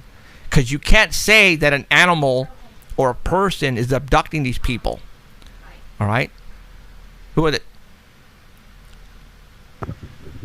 First name was Debbie. Debbie? Hey, Debbie, Debbie from where? congratulations. And she's waiting for her book that she won 3 months ago, Jeff. Okay, Woohoo. well, good. I'll send it with her on this one. Not 3 if months you ago. It send wasn't 3 months ago. It was a while. Okay, I'll send it on both of them. That's cool. Okay, cool. All right. He'll save on postage. Exactly. So, all right, and I got these books I got to send. I know. I'm just been swamped. Okay. All right. God, what else was I going to talk about? I love the devil in the details part. I mean, that pretty much just tells it all. So, for all those who are going to go camping in the near future, if where you're going says the devil, don't do it. Or at least be, like, really watching out for yourself. Right. Because if you're going to the Devil Anywhere, Diablo Canyon, or anything like that, pay attention. And again, we just talked about this before I brought David on, or actually when we had David on. I interviewed David about 3 years ago when he put out his first book. He has a series of 4 books out now. Okay. I was the only one at that particular time to get him on for 3 hours straight. Yeah. I did a 3-hour show with David. In fact, that record just got broke only like 2 months ago. Well, you got to think about commercial times too. No, we don't have any. So No, you so I broke still- the record still. I yeah. think still, because those radio stations that It was. We won't name the No, radio no, we won't. station. But I hold the record so far, having it on 3 hours. Now, obviously, when David interviews people on these cases, he actually goes and talks to the families and talks to people that are familiar with the cases and that were involved in the cases. Well, he told me a story about one particular case. Now, we're not saying that all these cases are because of one particular thing that happened in this particular case, but I'm not going to tell you what it is. You have to go and watch the show. All right? The show, if you go Google David Paulides missing 411, and I think we're like the number 4, that video is like number 4 or number 5 on Google. Something like that. Okay. Yeah. We're in the top 5. Top 5. All of ours are the top 5 Google on the search. Google search. If you put in David Paulides missing 411, and if you put in, and I think that'll take you. You'll see me behind the desk without Alan, because, like, again, I did this 3.5 years ago. There is a story that he told that he has never told that story ever again on any other show except my show. I want you guys to go and listen or watch that particular. It's on the YouTube. All right, it's on YouTube. Alan got the file and downloaded it onto YouTube, the full 3 hours. It's a great show. That show will scare the crap out of you. I'm telling you. All you have to do is type in Paranormal Central and then just click on the YouTube, Paranormal Central YouTube. Okay, and that'll take you. You guys have to go and watch that show. All right? There is a story he told about one particular case that's going to knock you off your you-know-what. And our intention here is to make you guys aware of your surroundings from now on when you go camping or hiking. All right? Just because your child is playing 10 feet from you, don't you think that he or she is safe? Because people are going missing that close from other people, and they're totally disappearing like poof, and they're gone forever. And right out of their camper. Like, even if you don't walk way away from your camper, Right. I mean, some of them were even taken straight out of their the camper. A kid was taken out. He was asleep inside the camper. Yeah. And they heard their child screaming, and they came in. She was gone, and that's all on that first. You have to go watch that last show that I had with David Paulides. I think that's probably one of the best that I have ever done on Paranormal that was Central. his first book, and he was coming out with the Eastern one. He Right. had already put out the Western one, and we were talking about him bringing the Eastern one out. So he's like done 3 more books since. So then, far he you has know. a 4-book series right Yeah. now. All right.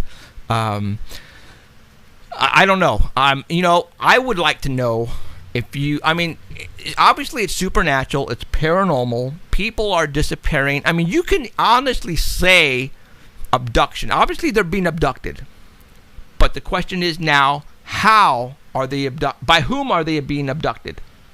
All right. I mean, we could say, and again, this is a paranormal show here, you guys. We talk about weird crap all the time. You know, a UFO, portals. That's where I'm going with this. It could be Bigfoot. It could be. It could even be government. You know what I mean? Like, especially the smart guys. All of a sudden, we got to get this smart guy, and then they wait. They listen in on his cell phone, and Right. he's going to the mountains, and then they go get him. It's the way these people are going missing that is very supernatural, paranormal. Doesn't make sense. Like he even went into the weather phenomenon. I didn't think he was going to go that far. That's conspiracy. Yeah, but he blew me away on it. Like, we're changing the weather. And Yeah, that's conspiracy stuff, though. if you live in California, you're about to believe it. Yeah. Because we don't have any rain. We had a talk before a couple days ago about how we wanted to communicate this book out to you guys. And we wanted to leave, the Bigfoots out and the UFOs out, because we don't have an answer for you guys. We don't. But it could be all of the above. It could be all of the above, you guys. And most likely is. And it most likely is. And then some that we didn't even think of. Right. And our government knows, I can tell you right now, they obviously know that these people are going missing. And they want to keep hush-hush because... Bad for business. It's well, bad for business, but it's supernatural stuff that's not supposed to be real. Oh. Okay? All of a sudden, if they would have came out and said, okay, the UFOs are abducting all these people and taking them. I mean, think about a 7-year-old child goes missing and they find him or her 50 miles away, over a mountain, over a hill, through a river, and find the body, that far in a distance. How did that person get there from where that person was last seen? Obviously, that person could not go through a raging river during the winter, a 7-year-old, and then over, cliffs and mountains, and then all of a sudden the body is found that far, and there's no marks on the body, but yet the person is dead, laying there. So you have to think, well, obviously, it wasn't a bear, it wasn't a mountain lion, it wasn't a person, because a person could not travel through that water raging river to get 50 miles away. So the next obvious answer is, well, then that person was teleported to that location. That's the only obvious answer. I mean, if you guys can give me an answer on how the 7-year-old got 50 miles away, then I want to hear it, because there is no answer. Now we're talking supernatural, paranormal here. That person was levitated from point A to point B. That's the only logical answer. And it probably goes way deeper than what we're all thinking right now, guys. All right? I'm sure of that. Oh, there's some crazy SHIT happening in our world. And all of you out there who think the next time you watch the movie Supernatural or a UFO show, that's just movie stuff. No, it isn't. No, it isn't. It's for real. All right? I'm telling you, right now, all this stuff is for real. There's some crazy stuff flying over our heads that can do the most ridiculous maneuvers. There are hairy creatures running around the mountains, and I tell you right now, that's a fact. All right? People are witnessing grays, they're witnessing weird creatures, shadow people. All this is for real. So don't think this is just make-believe stuff, all right? I would bet that in the audience listening right now, somebody's seen a shadow people. I would bet money on it. That somebody has a story of a shadow, and it could be like a little one, or it could be a man in a hat and a coat. Right. I mean, I would bet money. And there's a lot of people out there who have it inside them, and they want to tell somebody. And I'm telling you right now, if I'm looking right at you, you are not alone. All right? You are not whacked. You're not crazy. You're not seeing things. Don't be embarrassed about what you encountered or what you witnessed, because there are literally thousands and hundreds of thousands, probably millions of people around the world that they're experiencing exactly the same thing. And we got one more book. Yeah, we got one more book, guys. A few more minutes. So. Okay. Let's do it. All right. 14th caller again. One more book. 14th caller. You'll get the book. The 4th edition, Missing 411, The Devil in the Details. There's some crazy SHIT stuff in this book, guys. Not mentioning the other 3. Go get his books. And don't get it from Amazon, because you'll be paying $3,000. All right? Really, huh? You have to trade your car in to buy a book. So, and I want you guys definitely to go, and when you get time, go watch the first interview I did with David Paulides. I guarantee you guys are going to freak. I didn't want to say anything on the air with David because, we wanted to separate ourselves from the paranormal. But you know what? This is the only logical answer is paranormal. It's supernatural stuff that's happening out there to these people. There's no other logical answer. There isn't. We've tried debunking, how did a person get from point A to point B? Well, all of the above, no. It has to go E. It's supernatural. And now you're talking stuff you see on TV, man. All right? Crazy stuff. Should we go for another hour? Yeah, let's go for another hour. We'll just talk think stuff. we could do another hour? We can do it. Okay, we're going to go for another hour, you guys. All right? There's some other stuff that we want to talk about as well. And, Emerald's got to go here pretty quick, but that's okay. What I'm going to do is I'm going to have her give me the phone and that over there. So we'll probably want to take some calls, like, soon. Mm-hmm. And then, but right now she is trying to get the 14th caller, 559-287-8367. 559-287-8367. The last four numbers represent the letters UFOS. That is also my paranormal hotline. You can call me anytime, preferably not when I'm asleep, though. And I will try to help you out as much as I can. So there you go. All right. In a couple of minutes, I am going to tell you who our guest is going to be next week. Just confirmed. The person almost didn't want to come on, but I had a talk with this person, and I don't want to say it's going to knock your socks off, but it's going to be really cool. And I'll talk to you as soon as we get the winner. And Emerald has got the winner on the line right now, so all those people, please stop calling. So, but yeah, I got a cool interview next week. I think it's going to be interesting. So I'll wait right now when Emerald is finished getting that person. So yeah, we're going to go for another hour, you guys. So, and then we're just going to go ahead and just talk about some weird stuff that's been happening in the news. And I'll probably take some calls, and I'll answer them myself because Emerald has to go. We don't have a budget, so I really can't pay her to be here. She has she has a life, just like some of us. She's really dedicated and really good at what she does. Yeah. Mm-hmm. So right now she's getting the information. So all right, yeah. So like I might have to jump out screen for a second. Yeah, I mean it's actually warm in here too. Somebody might have to go to the bathroom or whatever, but that would be me. I drank all my coffee. Oh, did you? Yeah. You can go get some more coffee if you want. So I'll manage the line. So she's talking right now. Like I said, she's talking to that person right now. So don't you just love that? Somebody said they're going to go to the FYI airport.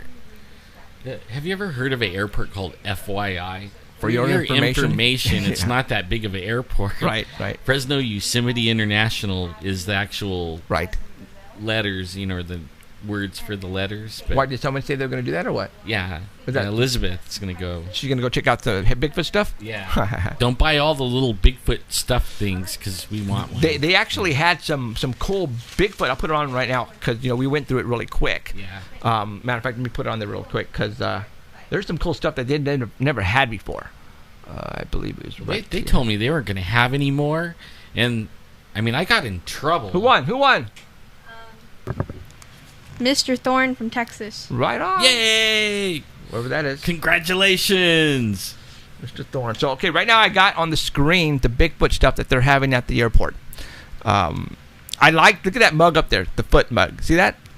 See, my wife just ripped me. We took my son to the airport, and then I went in there, and I came back with this bag full of stuff that was the last they had, and they said they weren't going to have any more, and I was all proud of myself. I got it. Right. And, man, she didn't let me live that down for like a month.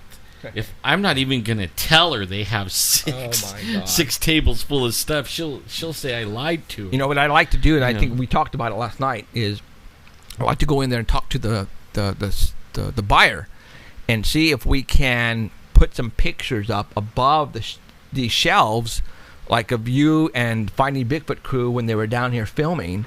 You know, if I could get David Ragosa to give me permission to put up a photograph of the 8x10 of the Bigfoot that he got walking up that hill, put one there so people can look and say, what the heck is this? You know, this because people are tripping out. Why is there 6 shelves of Bigfoot stuff at the Fresno airport? You know, a lot of people to this day has no clue what's going on east of us. No clue. If you watch this show or listen to it at artbell.com, well, then you have an idea. But otherwise, the next person has no clue. No freaking clue. Okay? And I want to make people know about it. I want people to know about what's going on around us. What's that? Do you have a picture up right now? No. Put something up because I'm going to do this. Do what? Okay, yeah, go ahead and give me that. Oh. All right, hold on, guys. Go ahead and talk. No, I meant put a picture up. Oh! Gotcha. Yeah, so you See, put up a Emerald is picture still... and then- Emerald's wanted by the FBI, CIA, DEA. No, I'm not. I know, just kidding. All right, go. Yay. Okay, guys, look real hard and you can see No, Emerald. just kidding. I'm just pulling your leg. Yeah, we could talk about what we did last night. Yeah. And they were telling me, like, Jeff was just telling me there's a fire in Yosemite. Yosemite is burning right now, you guys. In the valley, right? Is No, that what no, you're at the saying? top of the hill. Thanks, Emerald. Oh, man. But only we were in the mountains last night, and it was so dry. Yeah, oh it my was. God, it is really It dry. was. We had nothing going on last night when we went to the spot. It was so dry. There was a trillion crickets. It was so loud. Yeah, I've never heard crickets like that before at that spot. That was just weird. That just blew me away. So I don't know. That spot is always like something different every time. Okay. All right. I'm gonna go ahead and give or tell everybody who we have next week. Okay, and I'm gonna take my little. Okay. While you do that. So I'm gonna put up a picture right now of the person.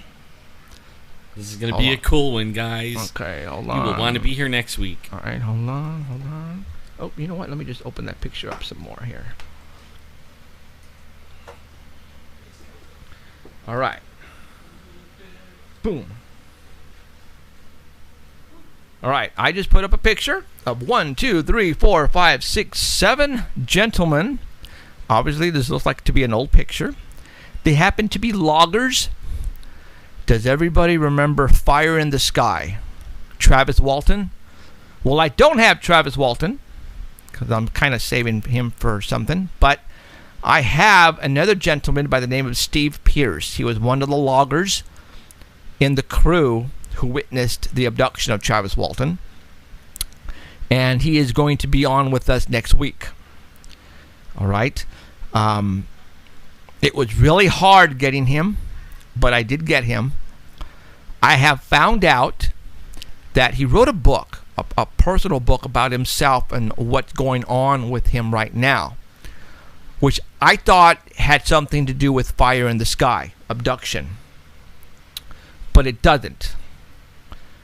It just so happens that the book that he wrote about himself is about something paranormal that's happening to him right now. Then I found out that he only put out 50 books. And that's it. Then I just found out that I got the last 3 books. And guess what? I am going to be the last interview he is going to give ever in his life. I am the last interview ever that he's going to give about Fire in the Sky. And I got the last 3 books, which I'm going to be giving away 2 because I'm keeping one. That is going to be next week. I have Steve Pierce, one of the loggers. As a matter of fact, the picture that you see right now, he is the far left logger. And if you guys all saw the movie Fire in the Sky, which I actually saw it when it was in the theaters, man, I was so there.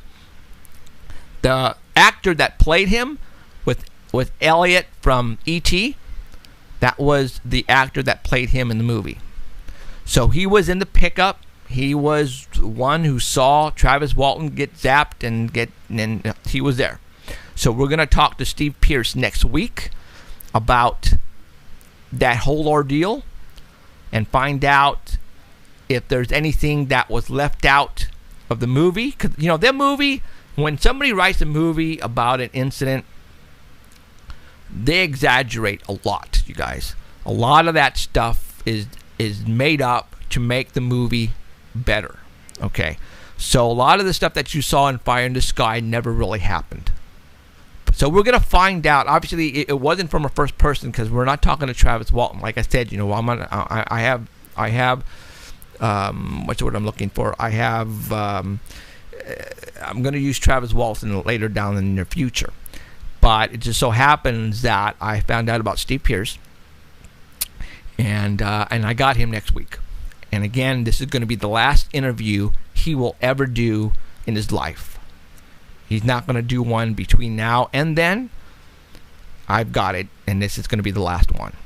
And I've got the last 3 books. He's not going to have any more published. And I'm going to give away 2 next week. And you know what's odd, though, you guys? Is he doesn't want to talk about what's in the book. He told me. He goes, Jeff, I don't want to talk about what's in the book. I just will talk about, the incident with Travis Walton. Which is throwing me for a loop because I found out about what was in the book. And it's supernatural, paranormal stuff. All right? That's going on with him right now. And he pulled out of a interview that he was supposed to do a couple of weeks ago. And there's something going on. And he was going to spill it on next week's show. But now he doesn't think he's going to. He just wants to talk about Fire in the Sky. I might be able to drag it out of him. Let's see if I can. I'm pretty good at doing that. So I'm hoping that I can interview him and get him and ask him, why is this going to be the last interview he's ever going to do? All right. So we have Steve Pierce from the movie Fire in the Sky. He's one of the loggers, and like I said, he was played by Elliot from E.T. That was him. The actor that played him. We're gonna have him next week. That's gonna be cool. I'm gonna have the last interview he's ever gonna do in his life. It's gonna be here at Paranormal Central next week, and that is a fact. And oh my God, Alan's been abducted, just like that. Poof. So all right. There was other things I wanted to talk about. Hold on, let me look at my notes. I'm gonna wait for Alan to get back. So I'm just gonna go and skim a couple of things here. Hold on, you guys. Let's talk a little conspiracy, you guys. All right. You all know who just passed away a couple days ago? Joan Rivers. All right. Now we're gonna talk conspiracy theories. All right, you guys. Yeah, because, we talk about all that stuff here on the show. Paranormal, conspiracy theories, all that happens to lie in the same genre of subjects that I like. And I'm not afraid to talk about a particular subject. And I now want to talk about Joan Rivers. All right? As a matter of fact, Joan Rivers made a comment in July about Obama. She said something about Obama. All right? And it made news. TMZ ran with it. Everybody heard exactly what she said. And I remember hearing it. And my wife, Cheryl Diane, whatever her name is, said, after we heard it, I said something to her. Let me see if I can get her out here. Hold on.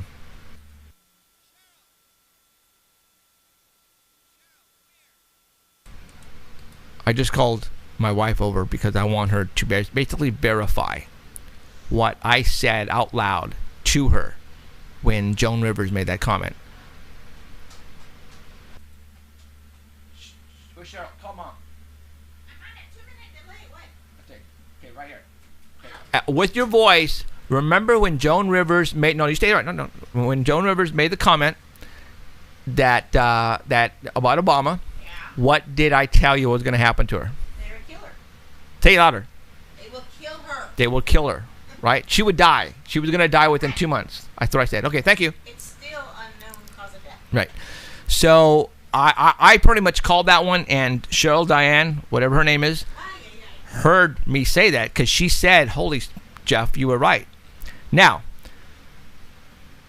let's think about this conspiracy theories. Now, I went ahead and I posted it on my wall on Facebook. I posted the comments she made about Obama, and a couple of people let me have it because it's our president of the United States, right? I shouldn't be talking like that about him. But something happened a year ago or a couple of years ago about another particular person who was supposed to come out and say and give everybody some information about Obama.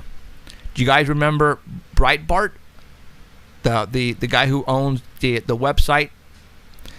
He pretty much came out and said, and he was talking in front of a camera doing a speech, and he says he has information that's going to turn Obama's world upside down, right? And I remember when he said that, I said, dead man walking.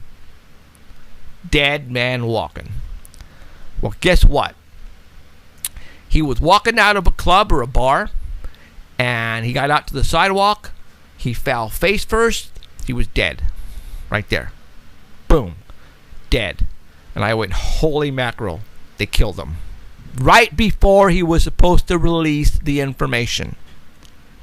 Okay? And then this happened with Joan Rivers. And I pretty much called it. I said, something's going to happen to her within the next couple of months. She's going to die. And now she's... You predicted that. You did. Okay, and then she's dead. Okay? The people that run the government are very powerful, you guys. We have stuff out there that they can kill anybody so easily without any trace. It's not even funny. Joan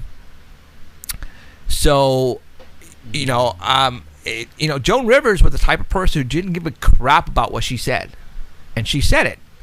Now, what she said, is it a fact? I don't know, but I'm telling you right now, a lot of people seem to think it is. I'm almost afraid to say anything. You wind up dead. Yeah, because there are a couple of videos out there that have, that kind of back up a story. All right, now I don't want to say anything, but go and Google what Joan Rivers said about Obama. And then it'll bring up some other videos that will, try to prove it. Right. Okay. So, am I, out of my league right now? Am I just way out? Dude, you have no idea. You're absolutely ridiculous for bringing this subject up. You have no idea what you're talking about. This is the stupidest thing I've ever heard in my life. But the stuff that we talk about on this show is absolutely ridiculous stuff. It's stuff that is hard to imagine unless we bring you information and facts about what we're talking about. And that's what I wanted. That's what the show is all about, you guys. I was telling my wife, we talk about the paranormal and stuff like that, and you think you get it figured out. You think you got it all figured out. It was aliens, right? What's his name? With the weird hair. He's like, I don't know, but only it's aliens, right? And you think for sure that you have it all figured out, and then something happens or something comes out and it blows your paradigm out of the water, and then it makes you rethink everything. Well, I've had my paradigm blown out of the water so many times now that I don't even say I'm not gonna stand firm on anything anymore, because man, it just gets weirder and weirder. Really weird. Let's talk about terrorists right now. Oh man, we were talking about that before we went on the air. Yeah, about how ISIS is supposedly here in the United States already, and They are. and getting ready to plan an attack. You were telling me, and I don't know how I missed it, but Holder. Eric Holder. Eric Holder is the. What is he to He's the like the top cop, Attorney General. Attorney General? Thank you. You were telling me he has just switched religions. He did it a while ago. He went he had to go for business Okay. to Saudi Arabia. And that's where we send all our money when we buy a tank of gas. But he turned Muslim. He's now Muslim over there. And then since then, guess what, man? The Muslims can come in and out. And I'm not bashing Muslims or anything, but there's some Muslims out to get us, you know. They already are saying they're going to attack. They've already attacked, and I don't get it why we don't do something about it. But I actually believe like maybe our government might be kind of bought off by these Saudis with all their money. Now you were telling me that the Saudis are pretty much buying everything. Yeah, they are. Like the prince, I can't say his name, but he's a prince of the king of. He's the second son. He owns major shares of Time Warner. He's the number 2 owner of Fox. Get this, Fox News, right? That's the one all the conservatives go get their news from. Do you? The news is skewed. The news is skewed. They're putting in. They're not telling you the truth anymore. You can't trust them. I mean, I don't even know who to trust anymore. Really. Yeah. It started to scare me really bad when all these people were running through the borders and we couldn't stop it. And they were letting them. They were letting them. Yeah, as a matter of fact, I heard that the higher ups instructed the Border Patrol to be inland about 5 miles. Then what the heck who was monitoring the borders? No one. Yeah, it was stand down. But you know what? Hey, I got a little experiment. Let's all try to go the other way. Right. And see what happens. Yeah, let's all try to go over the fence and go towards Mexico. Guess what will happen? Hey, you won't. It's going to be a lot worse for you than trying to come this way. They will shoot you. Yeah. Or they will put you in jail like they just did this military personnel who supposedly accidentally crossed the border by accident.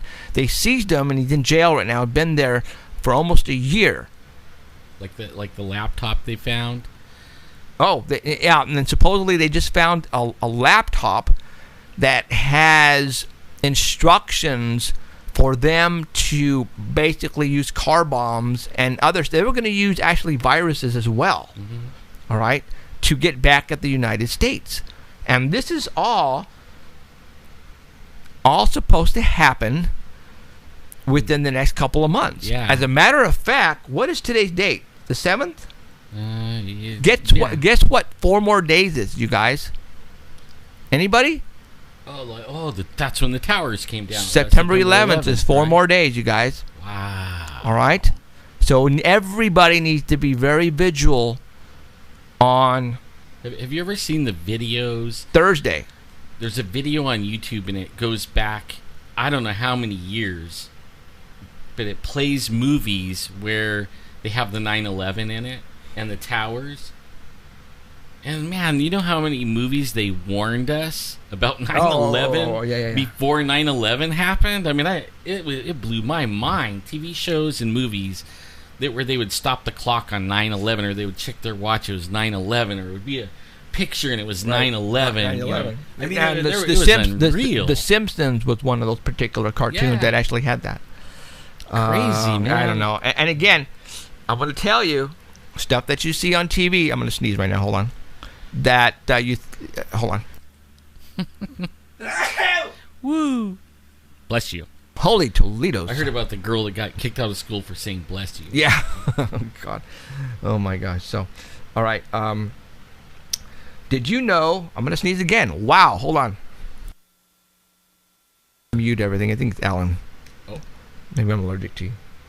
Oh, maybe. I took an allergy pill. God, maybe the smoke from Yosemite. I'm looking at pictures right now on my Facebook, and Yosemite is majorly on fire, guys. See, I just went outside, because it's 100 and whatever out there, and I'm thinking, man, when I go to get in my car, it'll be 150 degrees, so I'm going to roll some windows down. We get out there, and there's major cloudage all over the place. I mean, big, huge, looking like storm clouds, and then I'm rolling the windows down thinking, man, is my luck.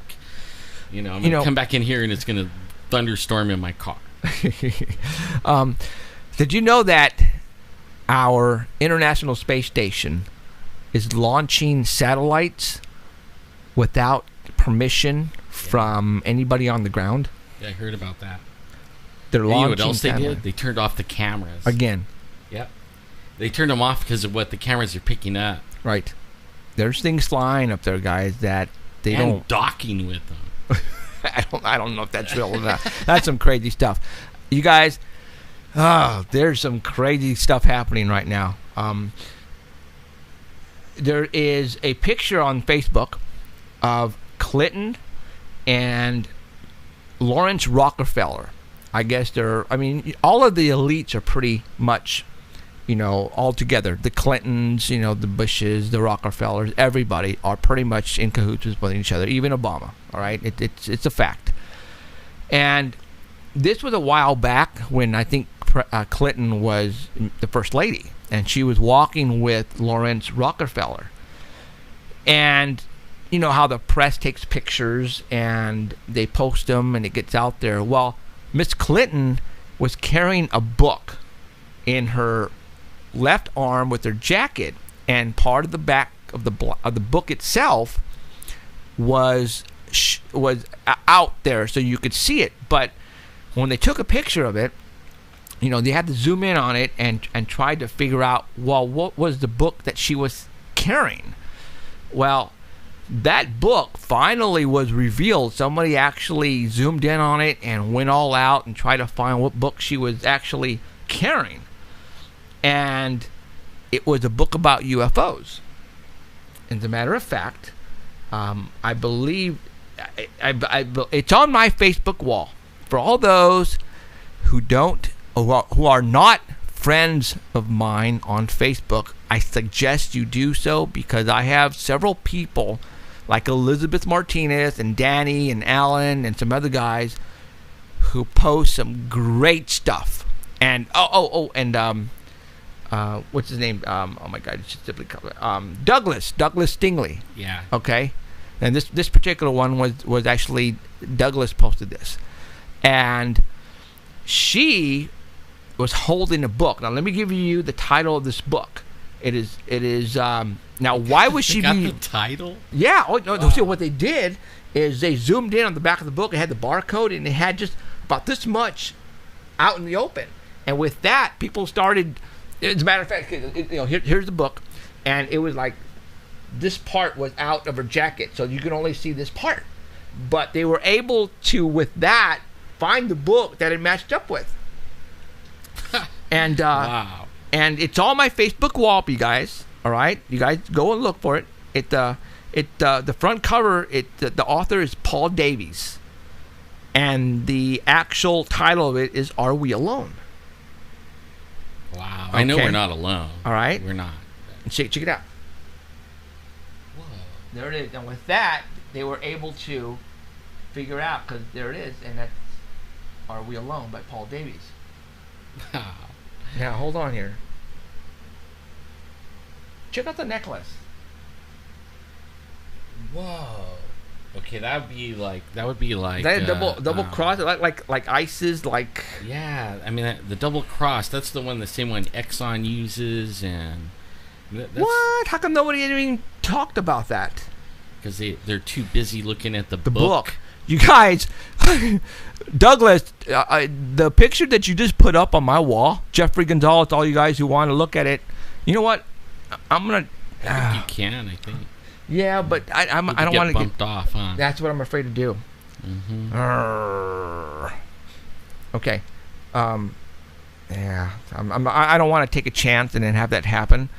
So go to my wall. Anybody can go to my wall right now on Facebook. Yep. Jeffrey Gonzalez. Type that in, or Sanger Paranormal Society. You'll get there one way or another. Scroll down. Douglas Stingley put a an article, and it has Miss Clinton and Rockefeller walking right next to each other, like on a path in like the woods. And when you get to that article, scroll down, and it shows you the book that she actually has in her, in her left arm, tucked under her jacket. And I'm looking at the freaking necklace she's wearing, and it looks like double crosses on it, like something you would see from the Egyptian. Right, yeah, it looks Egyptian. Holy Toledo, guys. That's something else we were talking about, right before the show. You want to talk about that? About the ISIS thing. Yeah. I mean, the connection of ISIS to Egyptian Now, let's stuff, talk. Cheryl, Diane, whatever her name is, brought this up. The name of the terrorist group is? ISIS. But only our government calls it ISIL. ISIL? Yeah, that was their original name, was ISIL. Oh. But only they changed it to ISIS. Why? The Illuminati guys, Egyptian, Katy Perry. Sadly. I know. I'm still going to have her on my show one of these days. Dang it. I swear she's going to be on my show. I don't care. But the Egyptian... Was that me? Oh, crap. Sorry. The Egyptian logos, sigmas, all that, it involves the Illuminati. Yeah. As a matter of fact, there was a thing out here on Facebook where they had a picture of Obama, and they had the statue of an Egyptian king, and Obama looks identically like it. All right. Now, again, we were just talking about, ISIS, and I went to YouTube. All right, and I'm going to go ahead and I'm going to play something for you. Back in the 70s, when there was like really cool shows. You guys all remember Shazam? Billy, I think his name was Billy, and it was that older gentleman, and they were driving around in that Winnebago, and he would go Shazam, and he would turn into the Super Marvel or whatever his name is, right? There was also another show called ISIS. I'm going to play... this is crazy. Hold on, I'm looking it up right now, because actually I want to play the audio for you.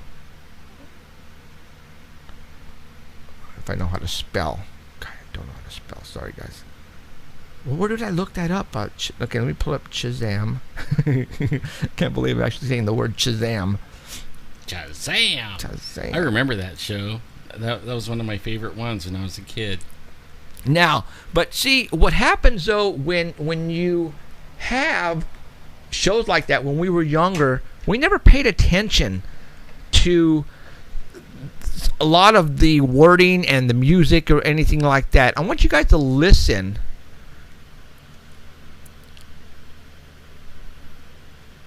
Hold on. It's the hotline. Okay, let me rewind. Okay, here we go.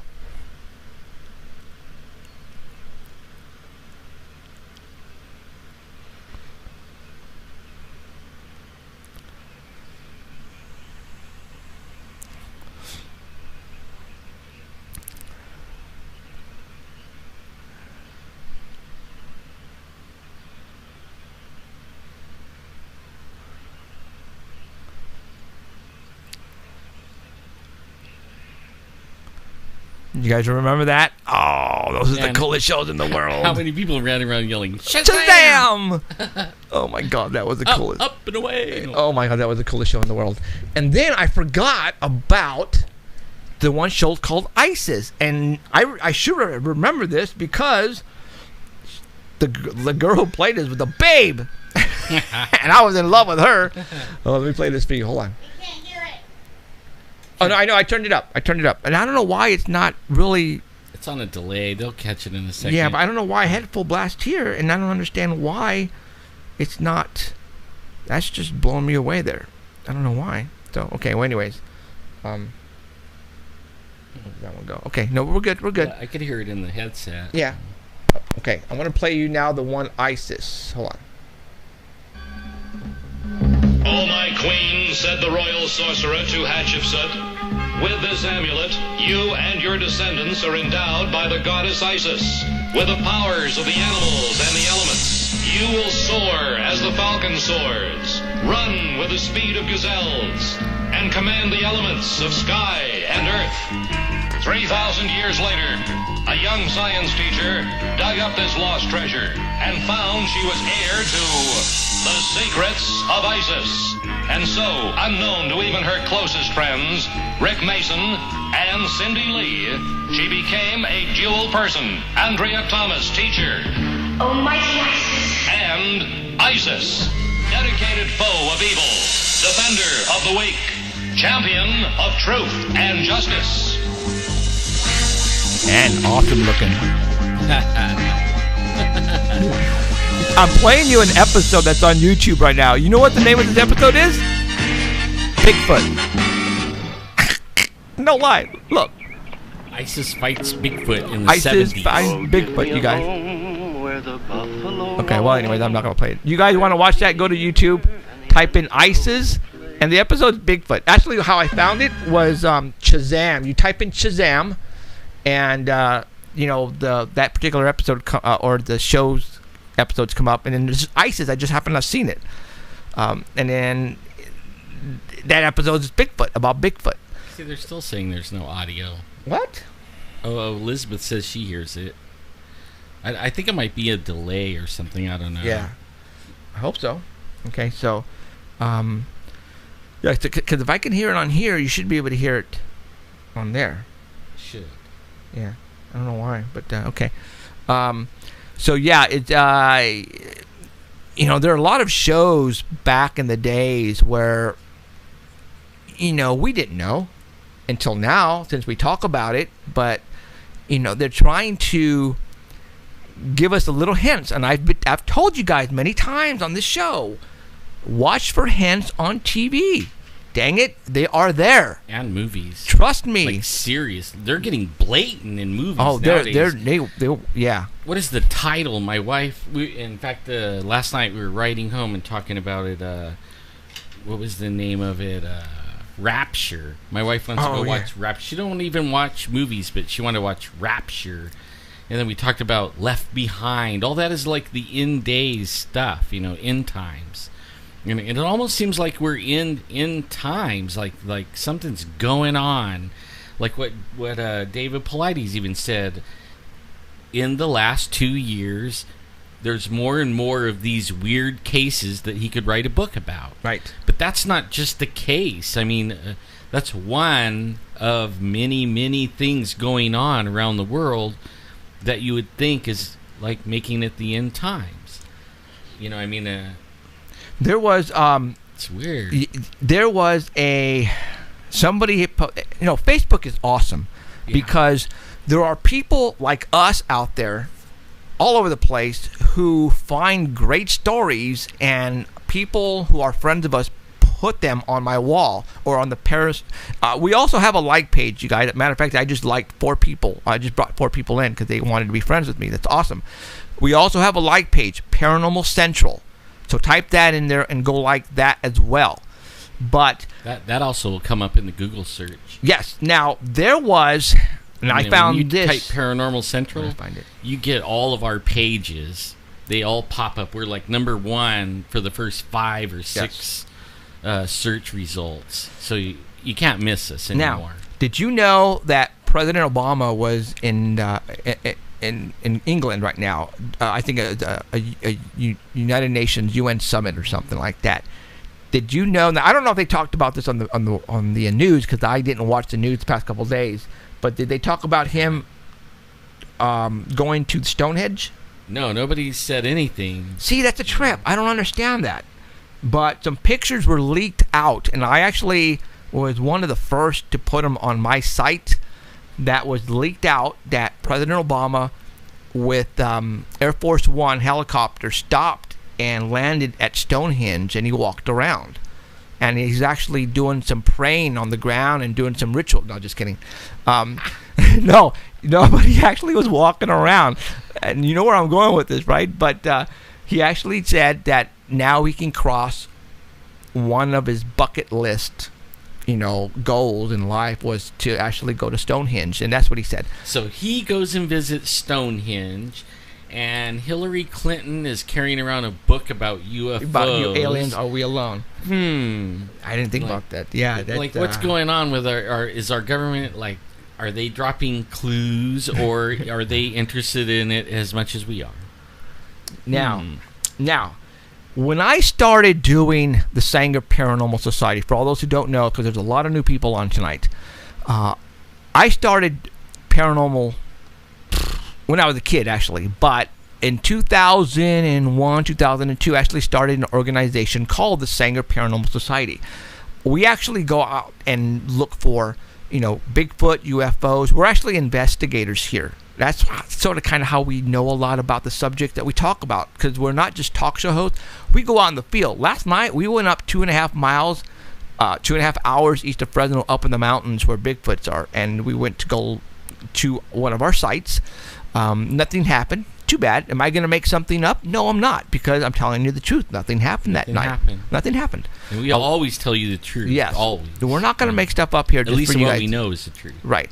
Now, the reason why I started the Sanger Paranormal Society is because some crazy stuff were happening around where we live. First I saw, ghosts, and people were telling me, there's things in my house. What is it? And I just found that fascinating. And then UFOs, people were witnessing weird lights in the skies. I was actually a MUFON investigator. I became a section state director for a couple of years until I quit that organization because, some things happened and I did not want to continue my relationship with them. So I moved along. You should tell them about, we had a guest last week. And we talked about an experience they had, a UFO experience. Remember? On the phone, you mean? No. Oh, Michael. Jolene. And she had the ghost experience in the ship, and then she talked about a UFO experience that we talked about on our show a while ago. Right. Well, tell them what happened yesterday? I got a call. Yeah, well, I got a call on Monday or Tuesday. I just forgot to tell you guys about it. So it was like the day after the show. Yeah, because he was supposed to get me the paper. Well, anyways, Jolene was here. Interesting, okay. Guys. RJ, who I think is the oldest, was driving on the 99 freeway, which was the same one that was with her on the first UFO incident. Now, a few years ago. He told me, and how I found out about this is Jolene actually sent me a message, said, hey, you better talk to Michael RJ. I can never figure out which one's the oldest. I think it's RJ's the oldest because he's driving. That something happened to RJ on the 99 freeway right around Selma, California, which is not too far just south of Fresno. So I called him, or he called me, I don't remember, and we were talking, and he said, okay, this is coming out of his mouth, right? Now, they're not going to make this stuff up, you guys. But something happened to him really weird on the 99 freeway, and I want to relay what happened to him. I wish he would call me right now and tell me. Yeah, if you're listening. RJ, are you listening? Jolene. Or Jolene, get RJ to call me right now, and tell us what happened to him. I won't tell you right now. Let's wait a couple of minutes. Maybe he can get him to call me. The 287-8367 number. Call me right now. Michael or RJ, if you are listening, or if your mom is listening, get them to call me right now to tell everybody what happened to you on the 99 freeway, because, wow. You know what? His story isn't unique. No. I've had, there's some other people that I know, that I've known for a long time, and they were totally not UFO, they didn't believe in anything, Bigfoot, ghosts, shadows, nothing. And then one day they because of what we do, people now approach me and tell me these things, wow, are you? They're not afraid to now tell me because they know I'm not going to laugh at it. Right, same here. And what happened to RJ, I've heard on the 99 too, three different stories.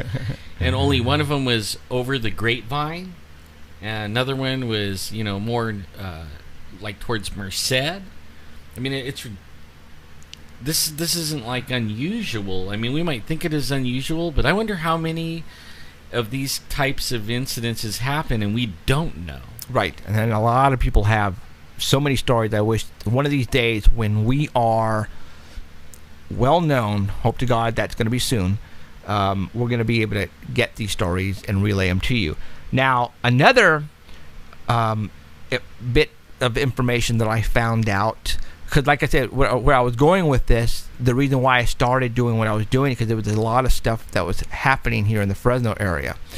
And a article came across the Facebook about a line that cuts across the United States at the 37th degree parallel. All right, and I was going, because and I'm trying to figure out how that all works. Granted, I'm not into that 37th. I guess well, anyways, the 37th degree parallel. A lot of stuff happens to happen on that line of degrees on Earth, on the planet.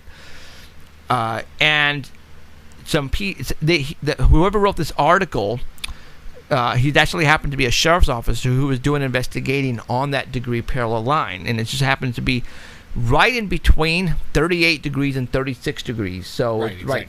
It's like a highway or two-lane road. Yeah, 30, anywhere so it's 37. In between 37 and 30. And he was able to, the very important sites and locations and built are on that degree line. As a matter of fact, he said, you know what, the Pentagon is on the 38th degree line. Fort Knox, Kentucky is on the 37th degree line. Area 51 is also on the 37th degree line. The spook lights that happen to be in Joplin, Missouri are on the 37th degree line. Athens, Greece happens to be on the 37th degree line. Egypt. Okay.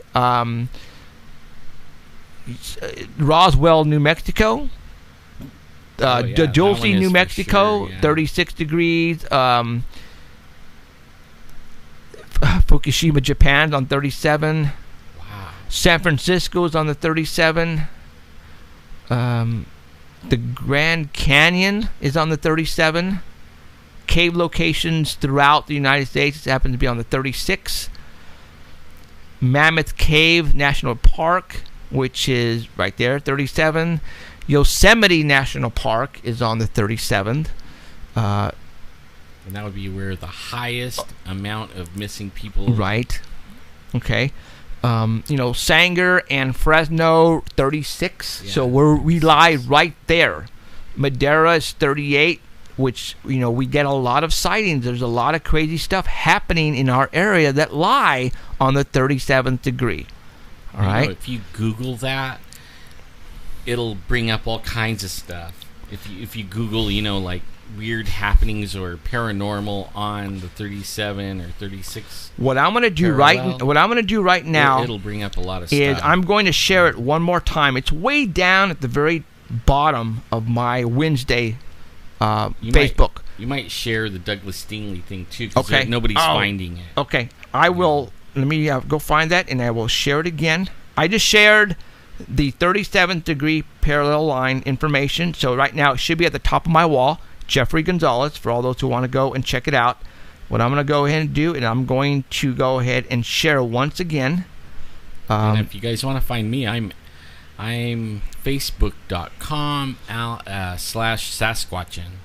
I'm not Alan Thomas. I mean, you can find me on Alan Thomas, but there's a million of them. So I put Sasquatchin, so facebook.com /Sasquatchin, and you found me. Okay, so right now, the top article is the Hillary Clinton's E.T. book is now at the top of my Facebook wall, and the second is the mystery of the 37th parallel line. And Fresno, Yosemite is on the 37th, you guys. All right?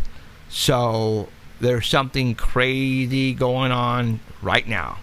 See, and then what happened to RJ is in that also, this 37. Well, portals. I actually, this was about 5 years ago, before I had all this going on, and I was saying a paranormal. I had my 24-hour hotline, and a lady called me. Actually, two people who don't know each other called me within about a 2-week span. This is before I even knew you, Alan, before you came into my life. She says that right around Dakota and Cedar, they were outside in their backyard, and they were looking up at nighttime. And they said the sky opened up, and lights came out. Whoa. And the sky closed up again. Whoa. All right? Don't hear that one very All often. right? And then a week later, somebody else called me and told me the same thing. Wow. And I just freaked. I went, what the hell? Right? And then, we started getting reports of UFOs left and right. Once my hotline got out there, people started calling me. To this day, I get Fresno Police Department. They call me still at nighttime, whoever's on the night shift, when they see stuff. I remember... Well, they can't really report it. Yeah, so they call me. They're not supposed to. But this was about 7 years ago. I got a call from... Because, the Fresno Yosemite Airport has their own police force, has their own police station on the site. And one night... Actually, it happened in the morning when he called me. He said, Jeff, something happened last night at the Fresno airport. And he actually, Facebook, actually, no, it was right when I got on Facebook, because he actually posted it on my wall. A Fresno police officer did. And he says that it came, it came over the wire, the downtown first, that there were some crazy lights happening southeast of the airport. And they radioed the police officers who were on duty that night, not at the Fresno airport, but around, doing their areas. And they got on the walkie-talkie, and they said, one guy said, I see them, I'm on my way that way, right? And then all of a sudden, the people at the airport, the Fresno PD officers, were running up the tower. And they said they got up to the tower, and they were witnessing these lights doing some crazy maneuvers southeast of... And when you say southeast of the airport, that could be, down in the country on DeWolf or Jensen Avenue, you don't Selma, know... Yeah, you don't know, over Sanger, because we get some crazy stuff there. And you don't know how big these lights are, but they said that... they were dispatching police cars headed that way, and the police officers were running up the tower because they wanted to see these lights, and they saw them. Well, a police officer told me all this on Facebook, and he actually spelled it out for me, and I actually talked about it on my show when I first started doing the show, and I think I was on Blog Talk Radio, you guys. That's a long time ago. So, crazy stuff is happening. Our credible people are witnessing this stuff. And luckily, he was a friend of mine on Facebook, and which is kind of cool, because I was able to get that information and relay it to the 5 people who probably were watching me, back then. So, but there has been a lot of stuff that has happened years ago that I wish I could remember and relay again, because it's not like we just started this 5 weeks ago or a year ago, guys. I've been doing this now going on over 10 years. This particular show. Heck, I've been at it almost 5. Yeah, right in there. But there has been stuff that has happened to us. It blows me away that we've been at it that long. A long time. That I wish I could remember the things that came across my desk and that I just can't remember anymore. But they were so awesome. I was looking on the computer looking for a show, and I thought I would find it really easy. That it's interesting like that. And we have over 200 shows on the hard drive. Right. Over 200. I mean, I was there, and I was like, man, I need to label these better, because it's hard to find. And I bet some of those shows are killer. Yeah. They're like, oh my God, are you kidding me? Like, for example, we had a massive sighting here in Fresno, California, where the jets out of Fresno Air Terminal, who are the 144th Fighter Squad, who are controlled by NORAD, who takes care of the West Coast, all right? That's one of the other reasons why I think Fresno is so important, is they place them here for a specific reason. That I had calls coming in about some weird, objects in the sky. And as a matter of fact, no, it was somebody called me on the west side. All right, and I'm talking like way out west side. All right, in the country, not in Fresno. There was this family who was outside, and they had a bonfire going, right? And it was like the whole family were out just screwing around, and then all of a sudden they see this black ship floating across the vineyards, all right? And they're all freaking out, and they run behind their house. And I remember the dad who was talking to me, he was like this on the side of his house, like this, peeking like this, because they were scared, because this thing was huge, and it was cruising. And all of a sudden they said that it dropped these lights out of the bottom, just orbs, and then the orbs took off like this. And then I hear the jets take off out of the airport. And then my phone started to ring off the hook again. Jeff, the jets are chasing these white lights. So I live in a 2-story house. I run upstairs, I open my curtain, I'm looking north, and I see these white lights moving incredibly fast. And right after them was 2 jets. And these lights just went right over the mountains, and these jets just left them in the dust. And then more calls started to come in. And then that Sunday, I had all those people call in, guys, and they were telling what happened. And I started with the family on the west side and your sister. Yeah, my sister. Your sister saw that out of her porch. I remember she came on and she was freaking.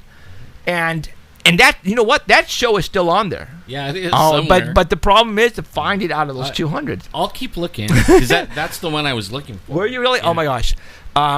If I could remember the date, I think it was around October. So now I'm looking in October. I wonder. Oh, my God. I have. Okay. We only have like less than 15 minutes. We need to finish, since they're not going to call. We have to tell everybody what we were talking about RJ. Oh, okay. Yeah. I get they're not listening. Shame on them. RJ was cruising on the 99. I'm not sure if he was going south or north. Cool. He said he had his iPod, which could be an iPhone. He was listening to tunes, right? And he was driving, and he remembered he was like the only vehicle that was there was nobody in front and nobody in back. Sometimes when you're driving on the freeway, you happen to be driving, and there's nobody in front of you or in back of you for about a mile or two, right? He said all of a sudden the engine started to shut off on him, and his iPod or his cell phone, whatever he was listening to on his songs, shut down too. And then he said he blanked out, and then everything turned back on, and he was driving again, but he wasn't at the same place where all this happened. He said he is now back where he started from, and I'm not sure exactly how far back where he started from, but he said he lost some time. And I went, what? And I said, dude, what you got to do is you have to, on a piece of paper, write down exactly where you were at, and then when you came out of it, where you were at that time. Yeah, like put it on a map. Yeah, because I want to know. Here's where the engine started dying, and then here's where I came to, and so that we could have that. Man, I got so excited when I heard that, because Jolene and that son were driving. I think it was 99 again, and they told this story last week, that the UFO is going across the freeway, and then it stopped right above the freeway and turned. So now they have 2 UFO things. Summer. When you miss time, like the one I was talking about, the girl was on. She was on the Grapevine. Her car started messing up, and then she woke up. Right, the last thing she remembers is waking up. Like, her car started messing up, and then she woke up not even somewhere near Barstow, California. And her car was sitting off the side of the road, and then she woke up, and she doesn't know how she got from the Grapevine to Barstow. I mean, that is like, I hear these kind of stories all the time, so his isn't like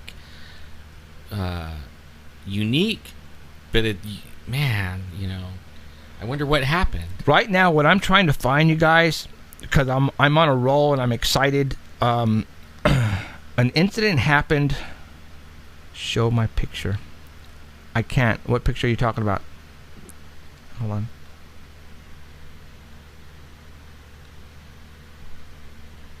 Like the outskirts of the country. Oh! Can you tell me what that was? Oh! I found it. We cannot release that information unless All right. I know. I'm like a little kid. In the year right around June 12th, I got a call that came in near Reedley. Oh, I remember that. Okay. One. And That's a the one where you guy called me on my cornered the 24. cop? Yes. A guy called me on my 24-hour hotline and said, Jeff, we were driving. It's during the summer, and what a lot of people down here do, hopefully I can do this within the 9 minutes, that they like to go tubing down the Kings River to Reedley Beach. And for all those who you guys are listening and you guys know exactly what I'm talking about, well, what they wanted to do the night before, they wanted to go down there to make sure it was open, because the next day they were going to go out and go down and inner tubing. Well, as they were going down there, they all of a sudden saw CHP and sheriff's officers just going all over the place out in the country near Flapjack, I think the name of the street is. And then all of a sudden, they're looking, and all of a sudden they see this craft hovering over the grape fields, right? So they're tripping out, and they're seeing this thing. It's not making any noise, and it's just hovering, and there's CHP officers and sheriffs just like trying to follow this thing and driving around it. So they said, and they came up, and then the CHP blocked off one of the streets. They said, no, you can't go this way. So they said, okay. So what happened is they drove back to Reedley to the Jack in the Box near Reedley College, and a Reedley police officer followed them and parked sort of kind of like in front of them, but in another parking space, like he was checking them out. And he called me, and he was there. And I said, dude, go to the police officer and ask him what they were chasing out there. So he walks over there, and he still has me on the phone, right? And I hear him ask the police officer, hey, I need to go this way on a certain street. And then I can hear the officer say, oh, no, you can't go that way. And he goes, why? Well, we're chasing something right now. And he said, oh, okay. So, and I heard him say that, chase something. So he told me this, and he says, hey, I can't go down there right now. I can't. And he got all the information. So what I did is I called the police department, and I actually recorded the conversation that I had with the dispatch. I'm going to let you guys hear it. All right? Watch this. Watch this. Watch this. Watch this.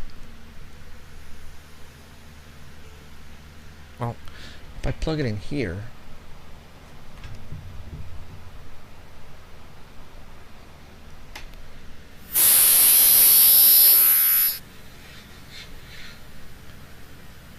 Is it going? There it is. There it is. Right now, they got me on hold. They put me on hold. All right. Can you guys hear that? Can you hear it beeping? Watch. Listen. Whoa. Sorry. You must have dropped the phone. No, I hired the volume on it. Oh. Okay, listen. Listen. Broke the sound barrier. Keep listening, you guys. What happened, they asked me if it was an emergency, and I said no, so they put me on hold.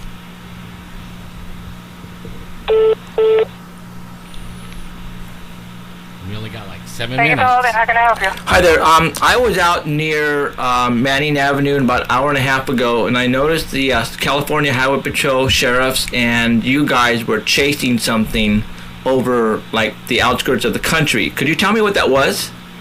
We cannot release that information unless it's in a press release, sir. Well, I have not received one, so I cannot release any information. But your police officer did tell us that you guys were chasing something. Okay, hold on just a minute. Now listen.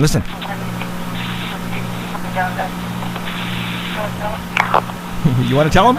You want to tell him? Now watch. Hello, Hi, Corporal. My name is Jeffrey. I was a witness to your officers and the I'm lying out of my butt right now, you sheriffs guys. chasing something about an hour and a half ago over the countryside near Manning. And it wasn't a helicopter and it wasn't an airplane. And one of your officers said, you guys basically said to us, you guys were chasing something. What were you guys chasing? You said it was Reedley PD? Oh, yeah, Reedley PD was involved. Where was this at? It was out near Manning, and I know you guys were involved because we talked to one of your officers. Manning and what? Manning and I forgot the street name. I don't remember the street, Blackjack. but we pulled into the Jack in the Box, and one of your officers basically told us that you guys were chasing something and not to go out that way. And the sheriff's officers and California Highway Patrol were all over the place. And I just wanted to know. We weren't chasing anybody. We were waiting to see if a car was coming into town. It was Parlor PD had a case on a violent subject in a vehicle. So what was flying over the skies then at low altitude? At what time was this? Same time you guys. When we were out there waiting, I didn't see a helicopter. Boom. Okay, right there. I'm gonna stop. Okay.